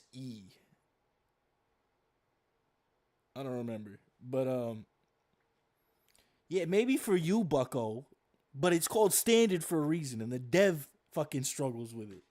If Akita himself is struggling, it's not easy. Nigga made the game. That's what I'm saying, bro. I think you're good to the point that you think it's easy, right? Think it's easy, but I wouldn't say that it's objectively easy. Right. Definitely not objectively easy. But yeah, isekai via sleeping would be insane. I would hate that. Cause then everybody else got a fear going to sleep. Some people struggle on a harmless. Now that's crazy. That's crazy. That's crazy. You'd have to be like a fucking gaming troglodyte to struggle on the easiest difficulty of a game, unless it was somehow intentionally made to be not easy. Or just like a super noob. Newbie as fuck. Go back to Animal Crossing, bro. I'm thinking if you struggling on harmless, you don't even belong. You shouldn't even be playing games at that point. Video games are just not your thing. Maybe watch some Let's Plays or something, or come watch me, a streamer who does this. But like, harmless nigga. Wheel around in time to see the wild lynx padding toward you. What the Your hell, boy? efforts to shoo it away, your shouts, your panicked gesticulations mean nothing to it. It passes by without ever seeming to notice your presence, coming within inches of where you stand, before finally disappearing behind a rock. And while you're yet standing there, bemused, watching the place where the So lynx niggas is didn't gone, get isekai, they you are just approached fucking again. died. This What are time you, some by a kind of man, spirit? The lynx holding just a torch walks in his by? hand, naked except for some rough animal skins. His Okay. beard is ragged and unkempt. He seems not to see you yet. Knowing that this is your chance to finally get your bearings, you move to intercept him. But like the lynx, he too seems entirely oblivious to your existence. He does not respond to your words, does not meet your gaze. He only walks on, chanting quietly in a primal, unknown Almost tongue. his hardest difficulty Surely he must trust. have seen you. It's not even night It's yet. actually insanely Why hard would to both P he rank and on the lynx Harlan. ignore you this way? But no, you realize there are stars peeking out from behind the clouds. Niggas got And sent to here the now, spirit in the world in nearby trees, Carcosa. Lynx's hunt at night. The torch. It is night, yet you see no darkness. There is a chill wind, yet you feel no cold. You see, yet are not seen. What awful spell has befallen you? What dismal realm have you entered into? You seat yourself at the foot of one of the ancient trees to consider what's going on. It's odd. Despite the strange absence of darkness, of cold, despite your apparent inability to be seen, you feel exhilarated, heightened. It's as if you can hear the silence, feel the substance of the very air. In your musings, you realize you're sitting beside one of the infinite scattered tombstones. The roots of the tree have grown around it curiously, encasing it, protecting it from the same erosion all the others have suffered. As you stare, a sudden breeze blows the dry leaves and twigs from the stone surface, revealing a rare, still legible inscription. You bend to read. God in heaven, it's your name, your date of birth, your time of death. Niggas didn't You even just spring get to your feet in isekai'd. He's just terror. fucking The dead. sun is rising now, rosy in the east. Yet, on the trunk of the tree where you should have cast a shadow, no shadow falls. A distant chorus of howling wolves salutes the dawn. As you scan the endless landscape from horizon to horizon, you know now, with a dread certainty, that these are the ruins of the city that you seek. I can see that actually being an This issue, desolate yeah. wasteland, this dismal place of death and vanishment, is all that remains of the great city, Carcosa. Songs that the Hyades shall sing, where flap the tatters of the king, must die unheard in dim Carcosa. If you really pay attention to this story, it creates an interesting foundation for understanding the King in Yellow. Yes, the play drives you mad. Understandable, Yes, it for obviously real. contains some kind of cosmic revelation. But without this tale, this background, it's very easy for it all to look like yet another Lovecraftian horror. One of a million unspeakable cosmic entities. In fact, Octobook! after his death, the neo-Lovecraftian weird fiction writers took the scant few allusions Lovecraft made to this character in his works and ran away with it entirely. Now, he's most commonly known as a yellow-cloaked, vaguely octopoid, godlike thing, which they've named Hastur for some reason. Hastur? If you love it, you love it. But after reading An Inhabitant of Carcosa, I can't divorce this figure from the concept of the afterlife. Think about it. The story is very clearly about a deceased wanderer searching for their promised city. It may be called Carcosa here, but it's very easy to interpret that as heaven. And if you take it that way, then the fact that the city is in ruins is quite a revelation indeed. Imagine making it to heaven, only to realize that heaven is gone. Imagine finding that out definitively while you're still alive. Even if you don't believe in heaven, the idea of spending eternity in this wasteland is still very scary. Yeah. Enough even to drive you mad, perhaps? And if this is the kingdom that the King in Yellow supposedly came to rule, I think that could suggest some very interesting roles for this character. Perhaps he's a kind of usurper deity who deposed God and brought heaven to ruin. Maybe he's a sort of demiurge, a false creator god who stands between humanity and God's true light. In which case the ruins of Carcosa are what you see when the facade is peeled away, when the true fruits of his impotent hand are revealed. A lot of interesting ways to take this, but my personal favorite way to interpret the King in Yellow is far subtler. Not a usurper, not a demiurge, not a being at all. No, I like to imagine the King in Yellow as the metaphorical corpse of God. The King Interesting. in Yellow. Yellow, the color of sunshine, happiness, the color of fantasy, treason, sensuality, repulsiveness, infamy, seduction, allure, decay, and most tellingly, decadence. Around the time that Chambers first published his book, the decadent movement of the 19th century was still in full swing. The Decadents were a literary and artistic wave which revolted against mundanity and celebrated excess, artificiality, degeneration. Decadent works were often gleefully shocking, contrarian, perverse. At the tail end of the century, there was a British literary journal called The Yellow Book, which made decadent fiction a staple of its publication. In fact, the color yellow became so associated with the lurid that bookstores began packaging illicit novels in yellow jackets as a sort of code. Oscar Wilde's decadent play Salome, published just a few years before The King in Yellow, was banned in Britain and may have served as an inspiration for Chambers' fictional play. Just to give you an idea of what they were censoring here, at the end of Salome, the titular princess has a man's head delivered to her on a silver platter, speaks to it passionately as if he were still alive, and then kisses its still bloody lips. Ew. Decadents didn't believe in the rules that society had placed on art and literature. To them, art was beholden to no rules. Art was autonomous. Art was high meaning. Art was all.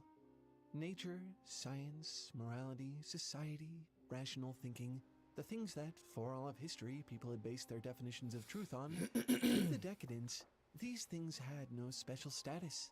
The Decadents didn't believe in a higher truth. They didn't believe that the natural world contained any more meaning or validity than the illusions and fantasies they constructed with their art. In fact, they despised the idea of assuming the primacy of reality. As the decadent author Arthur Brisky said, "Isn't it necessary to believe a beautiful mask more than reality?" This strikes a chord for me because the pallid mask is one of the key attributes of the enigmatic King in Yellow himself. In fact, in Robert Chambers' short story, The Mask, we get perhaps the only other glimpse of the play itself outside of the poem Casilda's Song. A tiny excerpt, right at the story's start, where a pair of characters speak with a mysterious stranger at a masquerade ball. When asked to remove his disturbing mask, he answers simply that he is not, in fact, wearing a mask. This seems to be the turning point in the play, where the nature of this mysterious interloper is revealed and the King in Yellow comes forth. Act 1 ends with the agonized screams of those who've beheld him echoing through the dim streets of Carcosa. I can't speak for Chambers, but to me this feels like a pretty powerful metaphor. You can take this as an interpretation of what the Decadents were doing. These were people who eschewed any concept of meaning or higher truth. You could say that, in a manner of speaking, they killed God. In trying to build their paradise, their Carcosa, they brought heaven to ruin. In constructing their fabulous mask, they became the mask, with nothing at all beneath. King of Yellow related to Ultra Kill? Empty. And if you step back and It's think of possible. who the Decadents were, you realize If this there was doesn't some just inspiration have to be about drawn from there. Historical movement. The King in Yellow isn't just a critique or a response. There are other religious themes He's and a symbol. whatnot. A symbol for Lovecraftian estrangement from bullshit. higher truths. A representation of a deluded, shallow life that aspires only toward itself. An avatar of a cold, senseless existence that promises nothing. There's no way to tell whether they're actually connected, but Carcosa has a possible parallel in the Is poem it a new tag Carcassonne thing? What is by that? Gustave Nadad. It's about an old man who has his whole life dreamed of one thing, to see the city of Carcassonne. If only he had, he could die content. But almost as soon as he sets out to fulfill his dreams, tragically, he dies on the road there. Damn, The nigga. last two lines of the poem are, "He never gazed on Carcassonne. Each mortal has his Carcassonne."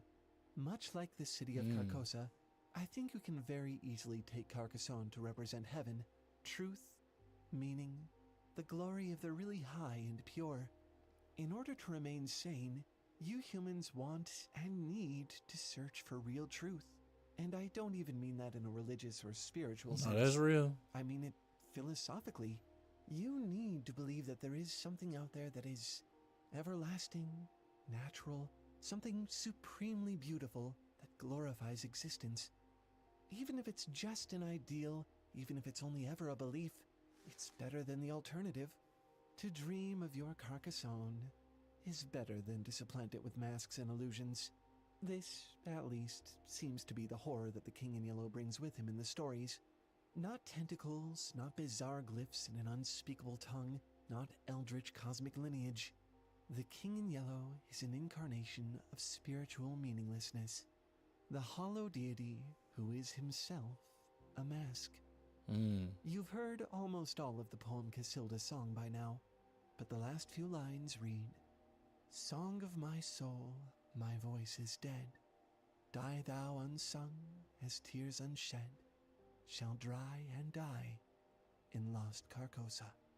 The King in Yellow is the promise that those who believe in no truth or meaning get none. I mentioned that video where we basically abridged the key stories from The King in Yellow earlier. Well, there's an extended version of it with some Carcosa that got a bunch of fantasy. You already did this in the beginning of the video, my nigga. Come on now. One's posting there. Kind of a crazy place to make content. Careful about your topic choices, your All right. packaging, what you include. Valid. Look at the King in Yellow. King in Yellow. King in Yellow. Yellow nigga. I would also recommend actually watching Wendigoon's video on that, because his explanation and interpretation of it are pretty cool, and he's also a cool guy. But shout out Tail Foundry. Shout out Wifeys. Fuck it. Let's see what Skyboy has to say about the Wifeys incident as well. I say incident like there's some YouTube drama or something. Nah. About his video.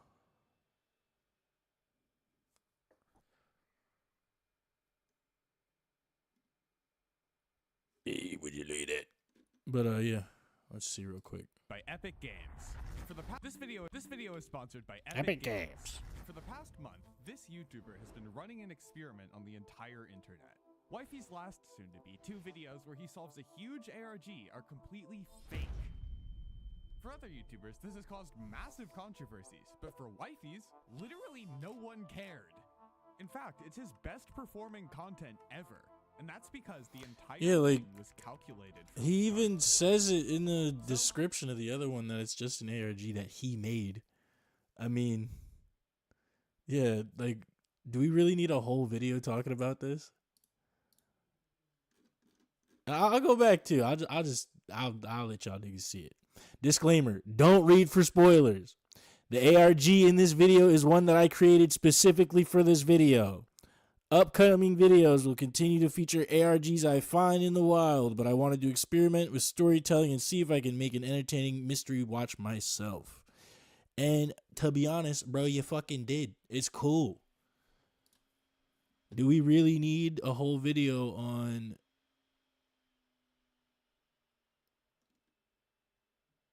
thought this was known? This is like me showing up to a theater and yelling out that the actors aren't actually Romeo and Juliet themselves type shit. Watch something relevant like Indie Cross. We're going to have like a full stream for Indie Cross, bro. Because that shit goes hard. Plus, there's 2 episodes of that and it's pretty long. But we can watch, though, actually, as I've been meaning to watch this with y'all. Boisvert posted a new video 3 days ago talking about, is Boisvert over? I don't think so.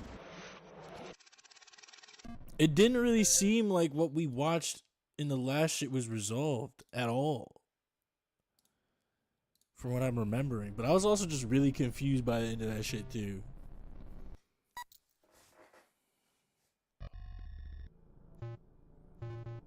I am Boisvert. In the wake of Sequence 05's release, I have seen the question posed many times. Is Boisvert over? I'm gonna just, we're not gonna full screen so you can actually like see some shit.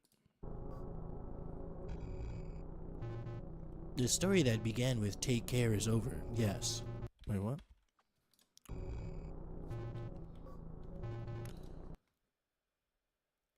Okay. Yeah, so that was the resolution to the story that was originally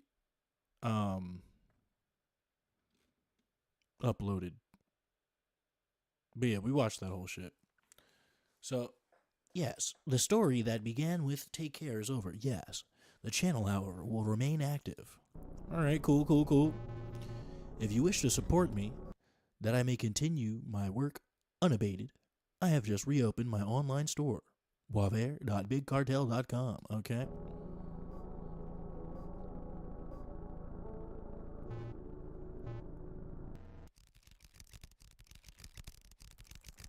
Oh shit. Those are actually sick.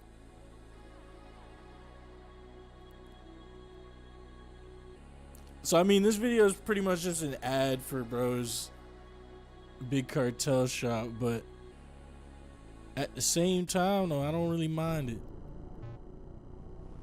You got shirts too.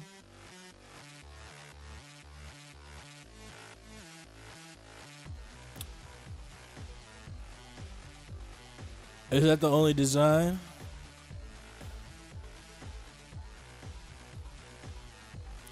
That's what I'm saying. Those cards are cool as fuck. And I personally love Ballbear's art, so it's like I don't even play cards like that, but yeah, I would. What was the last thing? Original artwork. Okay.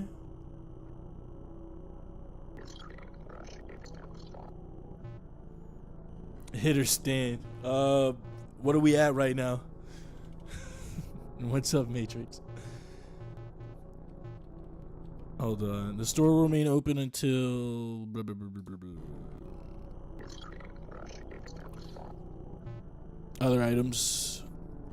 The store will remain open until the 14th of December. All orders placed within the U.S. should make it in time for the holidays. Well, fuck. If anybody wants to buy me those cards for Christmas, go right ahead.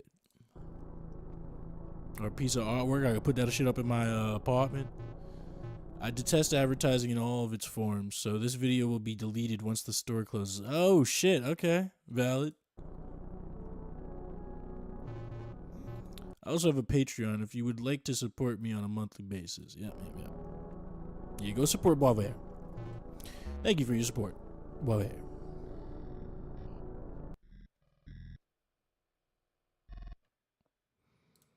Valid. Nigga Corey Kent, put out a video 2 hours ago. Probably gonna end up watching that myself tonight. For those of you who don't know, I'm a big fan. But yeah, we seen all there is to see. So sequence 5 really was the end of the Take Care story. That's cool. I'll box with it. I have a 5 hit, bruh.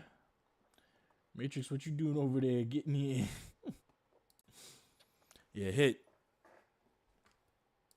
Hit me.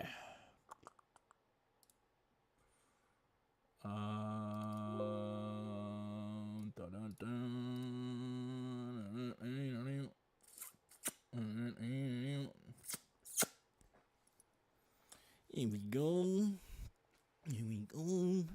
Here we go. Jack, you're at 15. Hit again. I have faith. Can't stand on a 15, bruh. I mean, you can, but like, I feel like you're more likely to lose standing on a 15.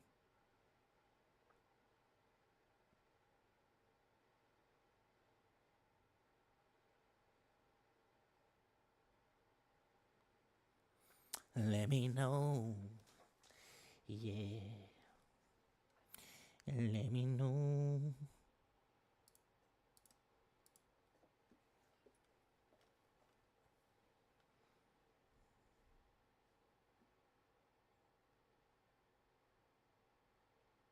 $19? All right, stand. That's where we stand. Anywhere from like 19 to 21, I'm hitting stand. We gambling now? Apparently. Nigga came in talking about hit or stand. We started out with a 5. Got the jack, we was at 15. And we got 19. Dealer's a queen showing. So I won then, right? I don't entirely know what that shit means. I'm like still fresh on blackjack.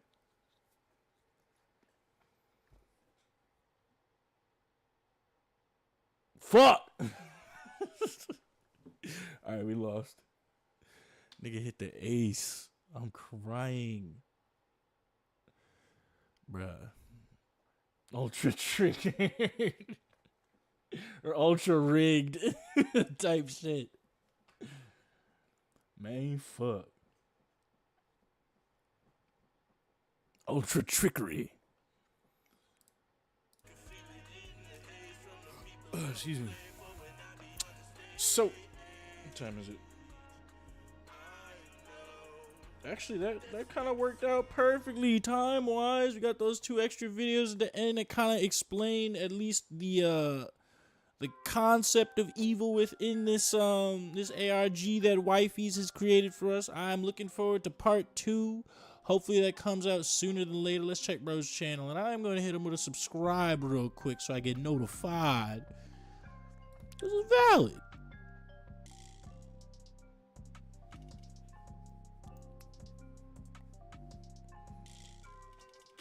And he also covers other ARGs, so, you know. Oh, it's pronounced Weefies, not Wifeys. Alright, cool.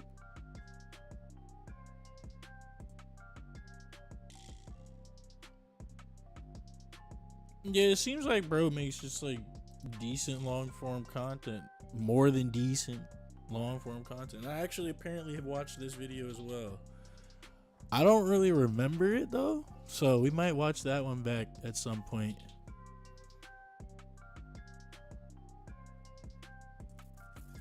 Yep.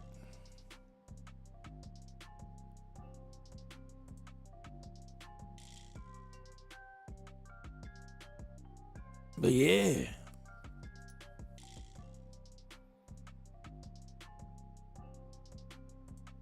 You did tell me how it was pronounced, but you also didn't give a proper explanation. You just said it's pronounced with an E. So I thought you meant like the very end. To be fair, dealer having a face card off rip, you be screwed 90% of the time. Yeah. Peak ARG, even though I missed like 90% of it. I have watched on my own time, I think. No, and if you haven't, definitely a valid watch.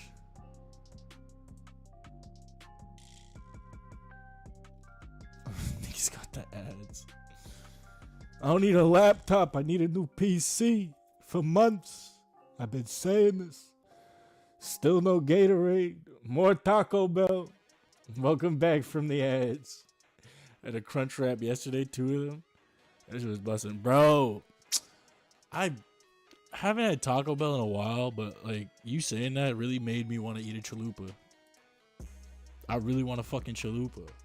I would love to fuck up a chalupa right now. Some meta AI shit out of my face type shit. The Crunch Wraps are valid too, but I mean you're welcome. You got me craving. I can't even go get that shit. I've made my secondary objective to redeem a hydrate whenever a Gatorade ad appears. Valid.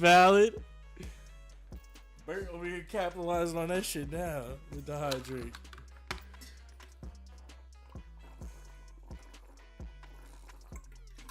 All right, we're hydrated. Now I just need a chalupa.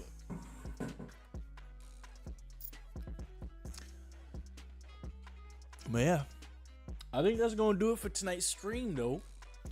Really did enjoy myself with that one, and also just learning up on King and Yellow with you guys. Who the fuck in the back? The door just lit up. Is your house on? No, I have other people in the house, bro. The light of Allah just came to take you. Oh, God, is that you? No, there's other people in the house. They're probably just upstairs at this point, which is why the light turned on. But yeah, appreciate y'all for joining me. Thought it's God. I thought she dead. I'm still here, y'all. Don't worry. Ain't taking me yet. God's got many more planned for me. Much more planned for me. Trust that. I know it.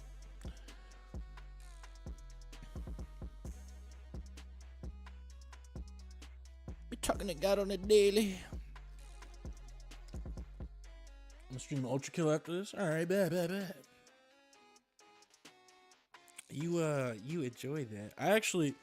I might be doing some off-camera grinding because I realized I didn't have Prime Sanctum 2 unlocked. I beat Flesh Prison and Minos, but I ain't A-ranked that shit.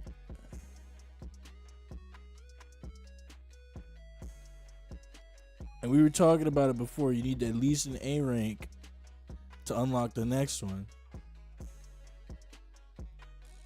Right, I beat it, but I didn't A rank. I thought I did.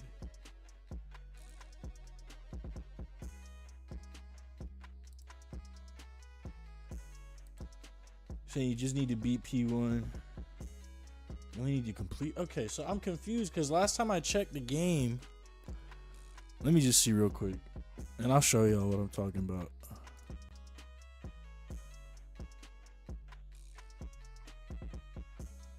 I could be tripping right now, but like I'm 90% sure the P2 is locked still.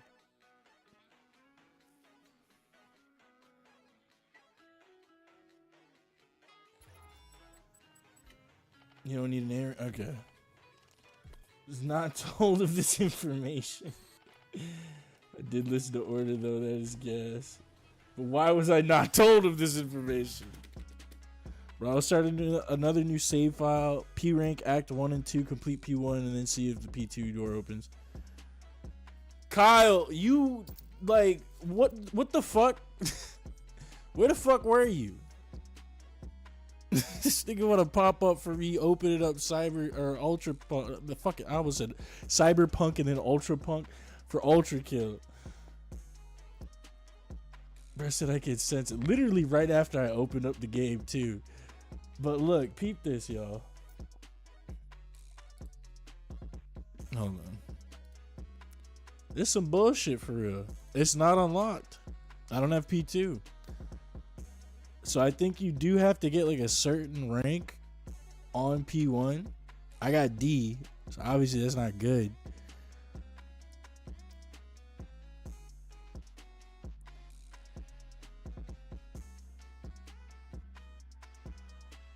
Bro, Christian, where did you come from too, bro? Why do niggas start showing up at the end of the stream? Oh, you need a P rank Act 2. Okay. Got you. Alright, so that's why then. We still need to finish Act 2. So far, we've only got one out of all of them completed because I was really stressing on 4-2 and 4-3. I haven't even attempted 4-4 yet. I feel like that one would be the easiest one out of them all, though. Let me know if I'm wrong, though. P1 time is 122. Bro's crashing out. I was, bro. That shit was pissing me off. So why the fuck? P rank everything now? I'm about to get off, bro. Like I said, you came through at the end of the fucking stream. Just out of nowhere, like. Missed the whole shit. Motherfucker got summoned. Type shit. I loaded up fucking Ultra Kill. This nigga seen that shit on Steam and was like, he's there. He's there. Christian ain't even here for the Ultra Kill for real. That's just my homie. I'm fucking crying. But yeah, we'll be playing some more Ultra Kill tomorrow, so you know. He's just there for the Ultra Kill startup sound. Yeah. From that Minecraft back, man. Oh, trust, bro, trust. We're gonna have some more Minecraft too. And I have to start up the hardcore survival series again, because that was a low-key just good clips. Good clips. Even though I wasn't really making any fucking progress at all. Good clips. Ultra Tuesday is tomorrow.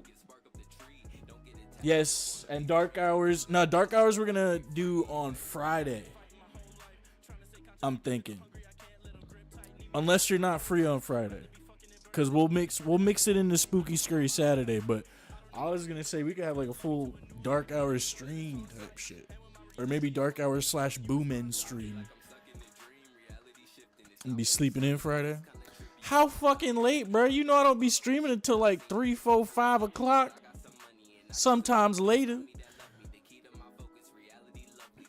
I said sleep tight, bro. Bro said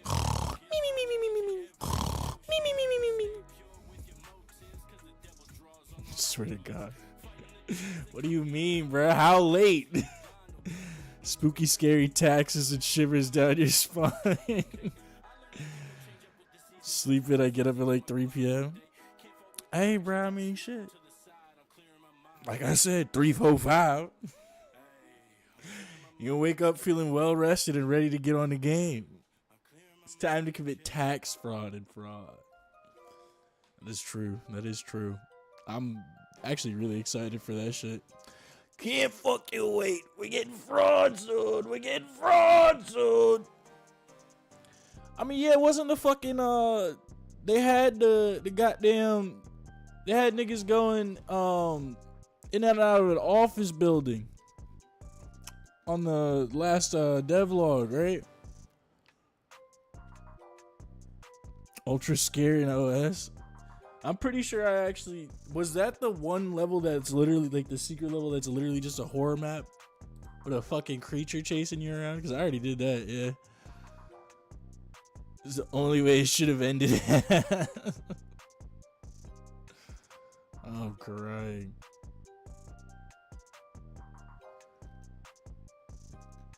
Oh shit. I don't know why Dark Tide just popped up for me, but apparently there is a new class available.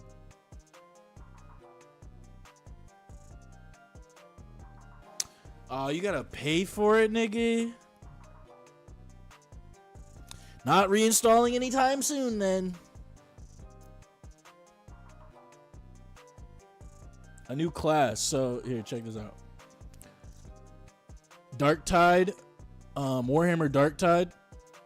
It's basically like Vermintide, except you're not fighting the servants of Nurgle and Chaos.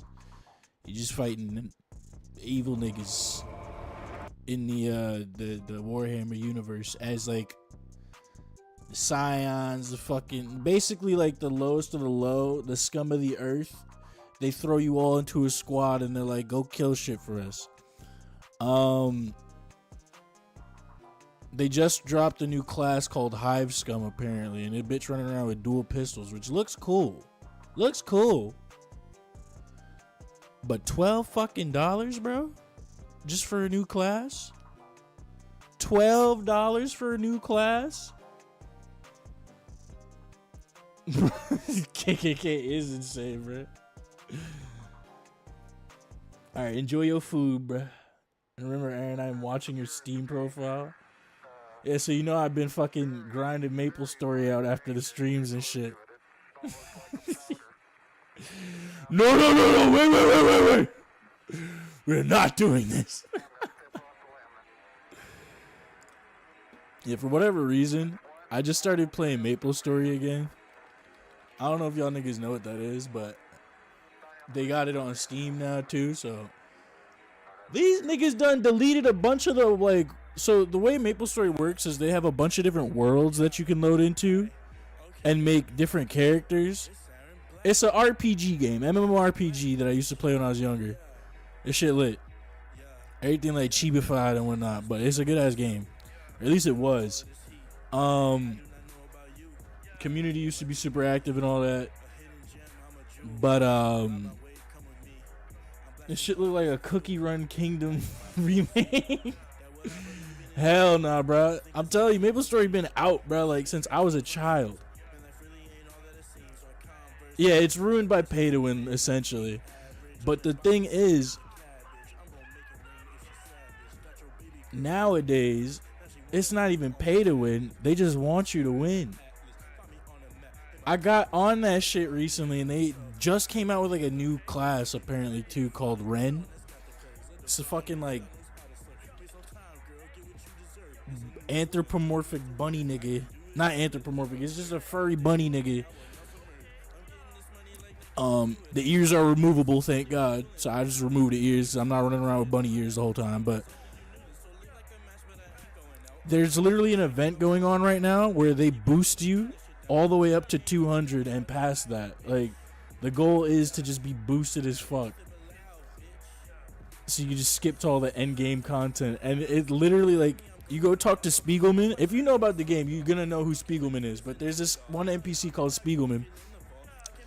And Spiegelman essentially is supposed to be like this enigmatic salesman kind of guy who also runs the fucking Monster Safari, which is like another one of the side quest event kind of things. You go to talk to this nigga and he literally just levels you up by reading tutorials and doing like mini tutorials on all these systems in the game now. So I spent one night just playing for a little bit to see what the fuck the it's like extreme burning or something like that. I don't know. Whatever they call this current like level up event. It's something burning, but I get on that, I'm like, all right, maybe some assisted leveling, that might not be too bad to just play through the game. Nah, they had me sitting in this fucking one like singular world just talking to this nigga for like an hour straight, and I was at level 200 by the end of it.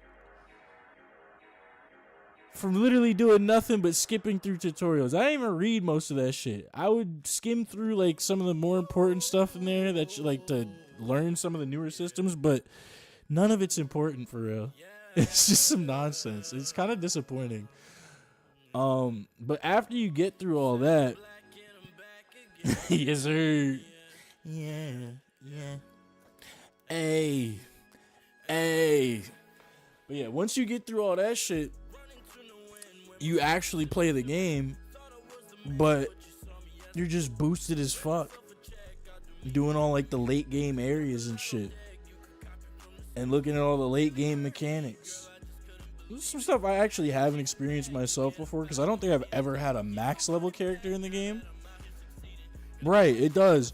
It basically just like, it's like, alright, instead of actually playing through the beginning of the game, skip everything, go to late game, and then start playing there. And that's essentially the start of the game.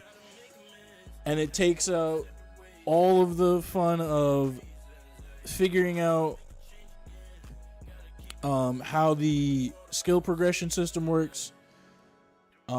Basically just propels you into your 5th job advancement. And the way the skills work, you get job advancement. So you start out with as a beginner, adventurer, whatever the fuck, explorer, I don't remember. Then you get your first job advancement. That's where you get your actual class skills. Or the like beginner versions of your classes' skills. Second job advancement, they start getting stronger and stronger. You unlock some buffs, blah blah blah. Third advancement, again, better buffs, usually better, just stronger attacks though.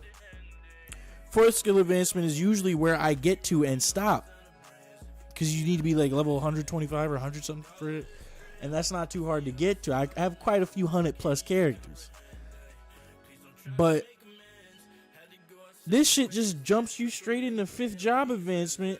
Come to find out, there's no like leveling up any of the skills after you reach 5th job. You literally just level up and there's nothing else to add to with the skills. But then they have these fucking like this new node system that they added, where like you can get random extra buffs and skills, passives sometimes, but also basically upgrade your current skill set with the nodes instead of actually just applying skill points. There's hyper stats now too, like basically. And you also, they completely removed, you can manually do this, but they basically removed allocation of stat points. It's all automatic now. So whenever you level up now, it'll just go to your main stat, your recommended main stat, which is whatever, like it's a preset stat for that class. So for Ren, I think theirs is strength, right? So all of your points go into strength and dex automatically, mainly strength. I don't even think you actually get any put into dex for real. I don't know, because dex is my second highest stat, but I think that just might be attributed to the equipment. Also, they give you all the equipment you can need for like 2 months, 3 months. And it's not going to take you that long to get to where you need to get.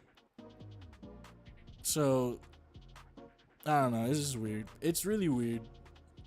I've just been grinding out the event for the stuff in the cash items though. Just to see where we're at with the game, to be honest. Plus, it's a good like ADHD game, I would say, cause a lot of colors on the screen go brrr, brain go brrr. You see a lot of big numbers pop up, go brrr.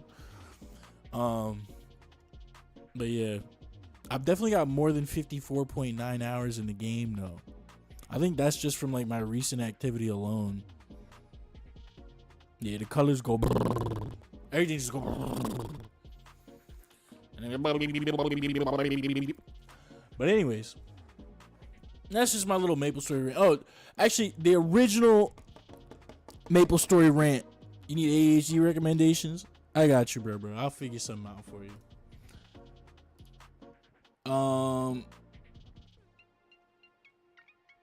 I mean, you should start playing more roguelikes too. Those are basically ADHD engines. Or at least roguelike shooters. I would say roguelikes or roguelike shooters. Like Mega Bonk, that's some ADHD shit. What else? Skull the Hero Slayer. This game, I wouldn't necessarily say ADHD shit, but it's some ADHD shit. Motherfucking Dead Cells. Like, roguelikes are low-key the type of genre of game. That's the genre of game that really hits those fucking receptors in your brain, bro. I'm telling you. Crab Champions. Colors go brrr. It's a whole lot of lights and shit on the screen. What else? I wouldn't even say this is an ADHD game, but if you ever get the chance, play Armored Core Fires of Rubicon. Armored Core 6 is fucking lit.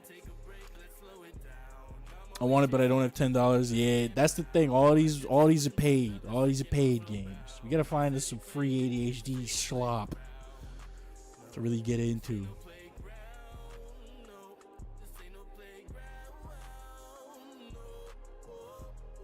Yeah. Also, we gotta do this. We gotta play this fucking Dino Blade. Run this Dino Blade demo back because I never got to play it because it just wasn't fucking working the last time I tried to stream it. But it's been going through continuous updates almost daily. Or I can't say daily. Maybe like almost weekly. There's been an update for it since I last tried or attempted playing it. So I guess we'll play that at some point. Maybe this week. Maybe on Thursday. Who knows? We got Ultra Tuesday tomorrow. We got Star Wednesday, Star Wars Wednesday. And then Thursday, I don't know what the fuck we doing. Friday, probably gonna do either. Actually, matter of fact, we could do Spooky Skirt Saturday. If niggas can get booming. Alright, Bert, you can play that with me on Saturday as well, aside from just Dark Hours, but we're definitely running Dark Hours back. I'm gonna see if Bush can join us for that again too. And maybe see if Matrix wants to hop in on that. Boo Man, yes, that's it's another like thieving horror game. Definitely not as good as Boo Man or Dark Hours, but Majin got this one for me a while back because she wanted me to play this with her and Gabby. And when I ran it originally, that was before I like had my internet fixed and everything, so it wasn't working out too well. But this game's pretty decent. This one's $8. However, the last update made by the developers was over 20 months ago, and the game is still in early access. They're probably not gonna finish this.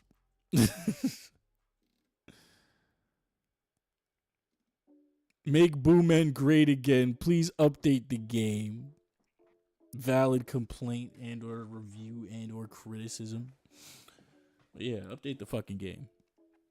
You can't just like you can, and a lot of devs do this shit where they'll just leave their games in early access hell, early access limbo, just early access prison. But nigga, finish your game, especially if you have people playing it. People clearly want the update. The first review says, please update the game. Nigga, read the first review. All you need, just read the first review. Niggas talk about need more content.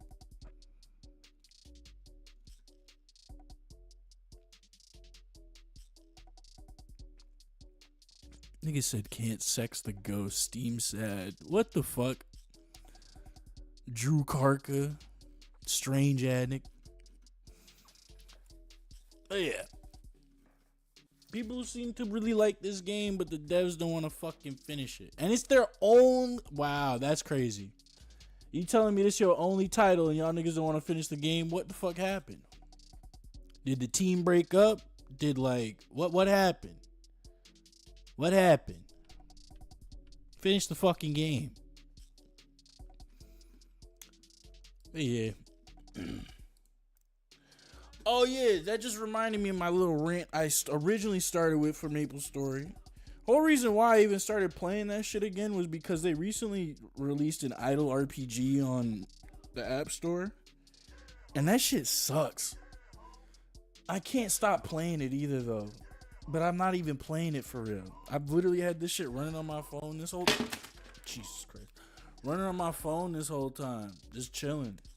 And it goes into sleep mode, so it just keeps my shit on and keeps running in the background. I don't even know what the fuck going on, bro. My character done leveled up. Okay, that's good. Finished up with the okay, that's good. Okay. Oh, we got a new skill. Okay. Come on with the shadows, swiftly move forward. The skill activates instantly and cancels the skill that was being used. What does this do, though? This ain't no damage for real.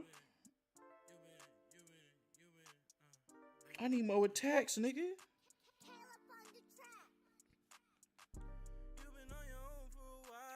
I'm gonna learn it, but that seems like it's just a quick escape dodge, which could easily be done just by jumping. Yeah. But anyways, I hope y'all enjoyed today's stream.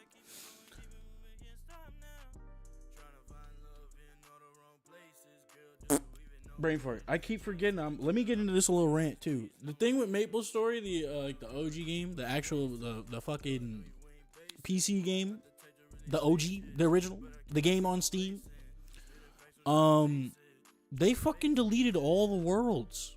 There used to be, the way it works is you would get into the game, load up the game, right? And then you have a list of different worlds to choose from to create your characters in. Now, whichever world you choose, all the characters within that world are stuck exclusively to that world. I believe they had some world transfer items or something a while back. They might still have them, but they would also basically make it so that your storage, your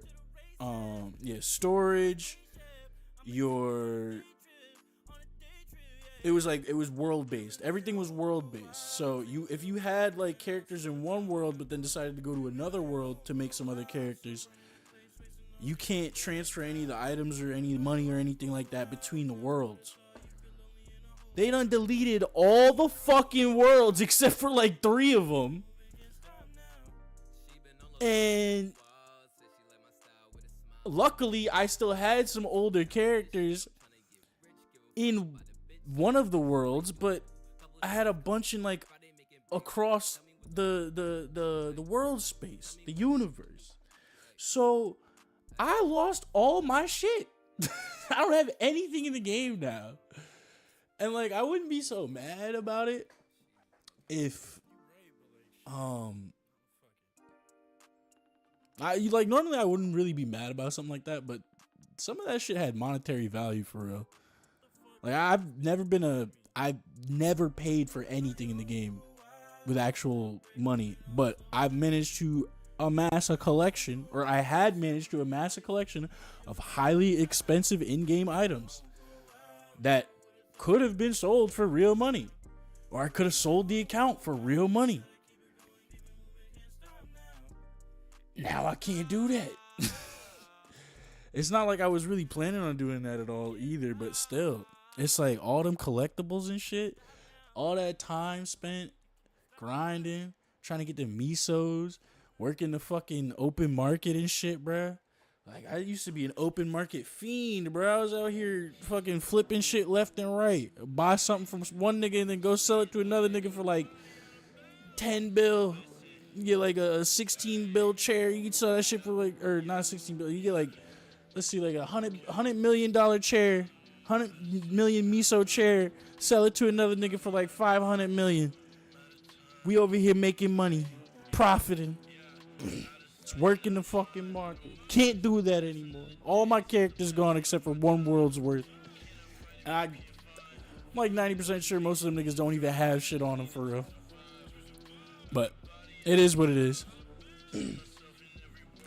Anyways, that was my little Maple Story rant. I hope you guys enjoyed today's stream. I know I most certainly did. We're going to do some more Minecraft ARGs in general. Just shit to react to. Analog horror, all that. Because your boy likes mysteries, horror, suspense, all that. The creepy shit. I love it. I love it. So, my name is Aaron Black, and I will be back again tomorrow for some Ultra Tuesday. Make sure you're here for it, because it's going to be lit. Be well, be safe, and be happy. And I'll see you soon. Peace.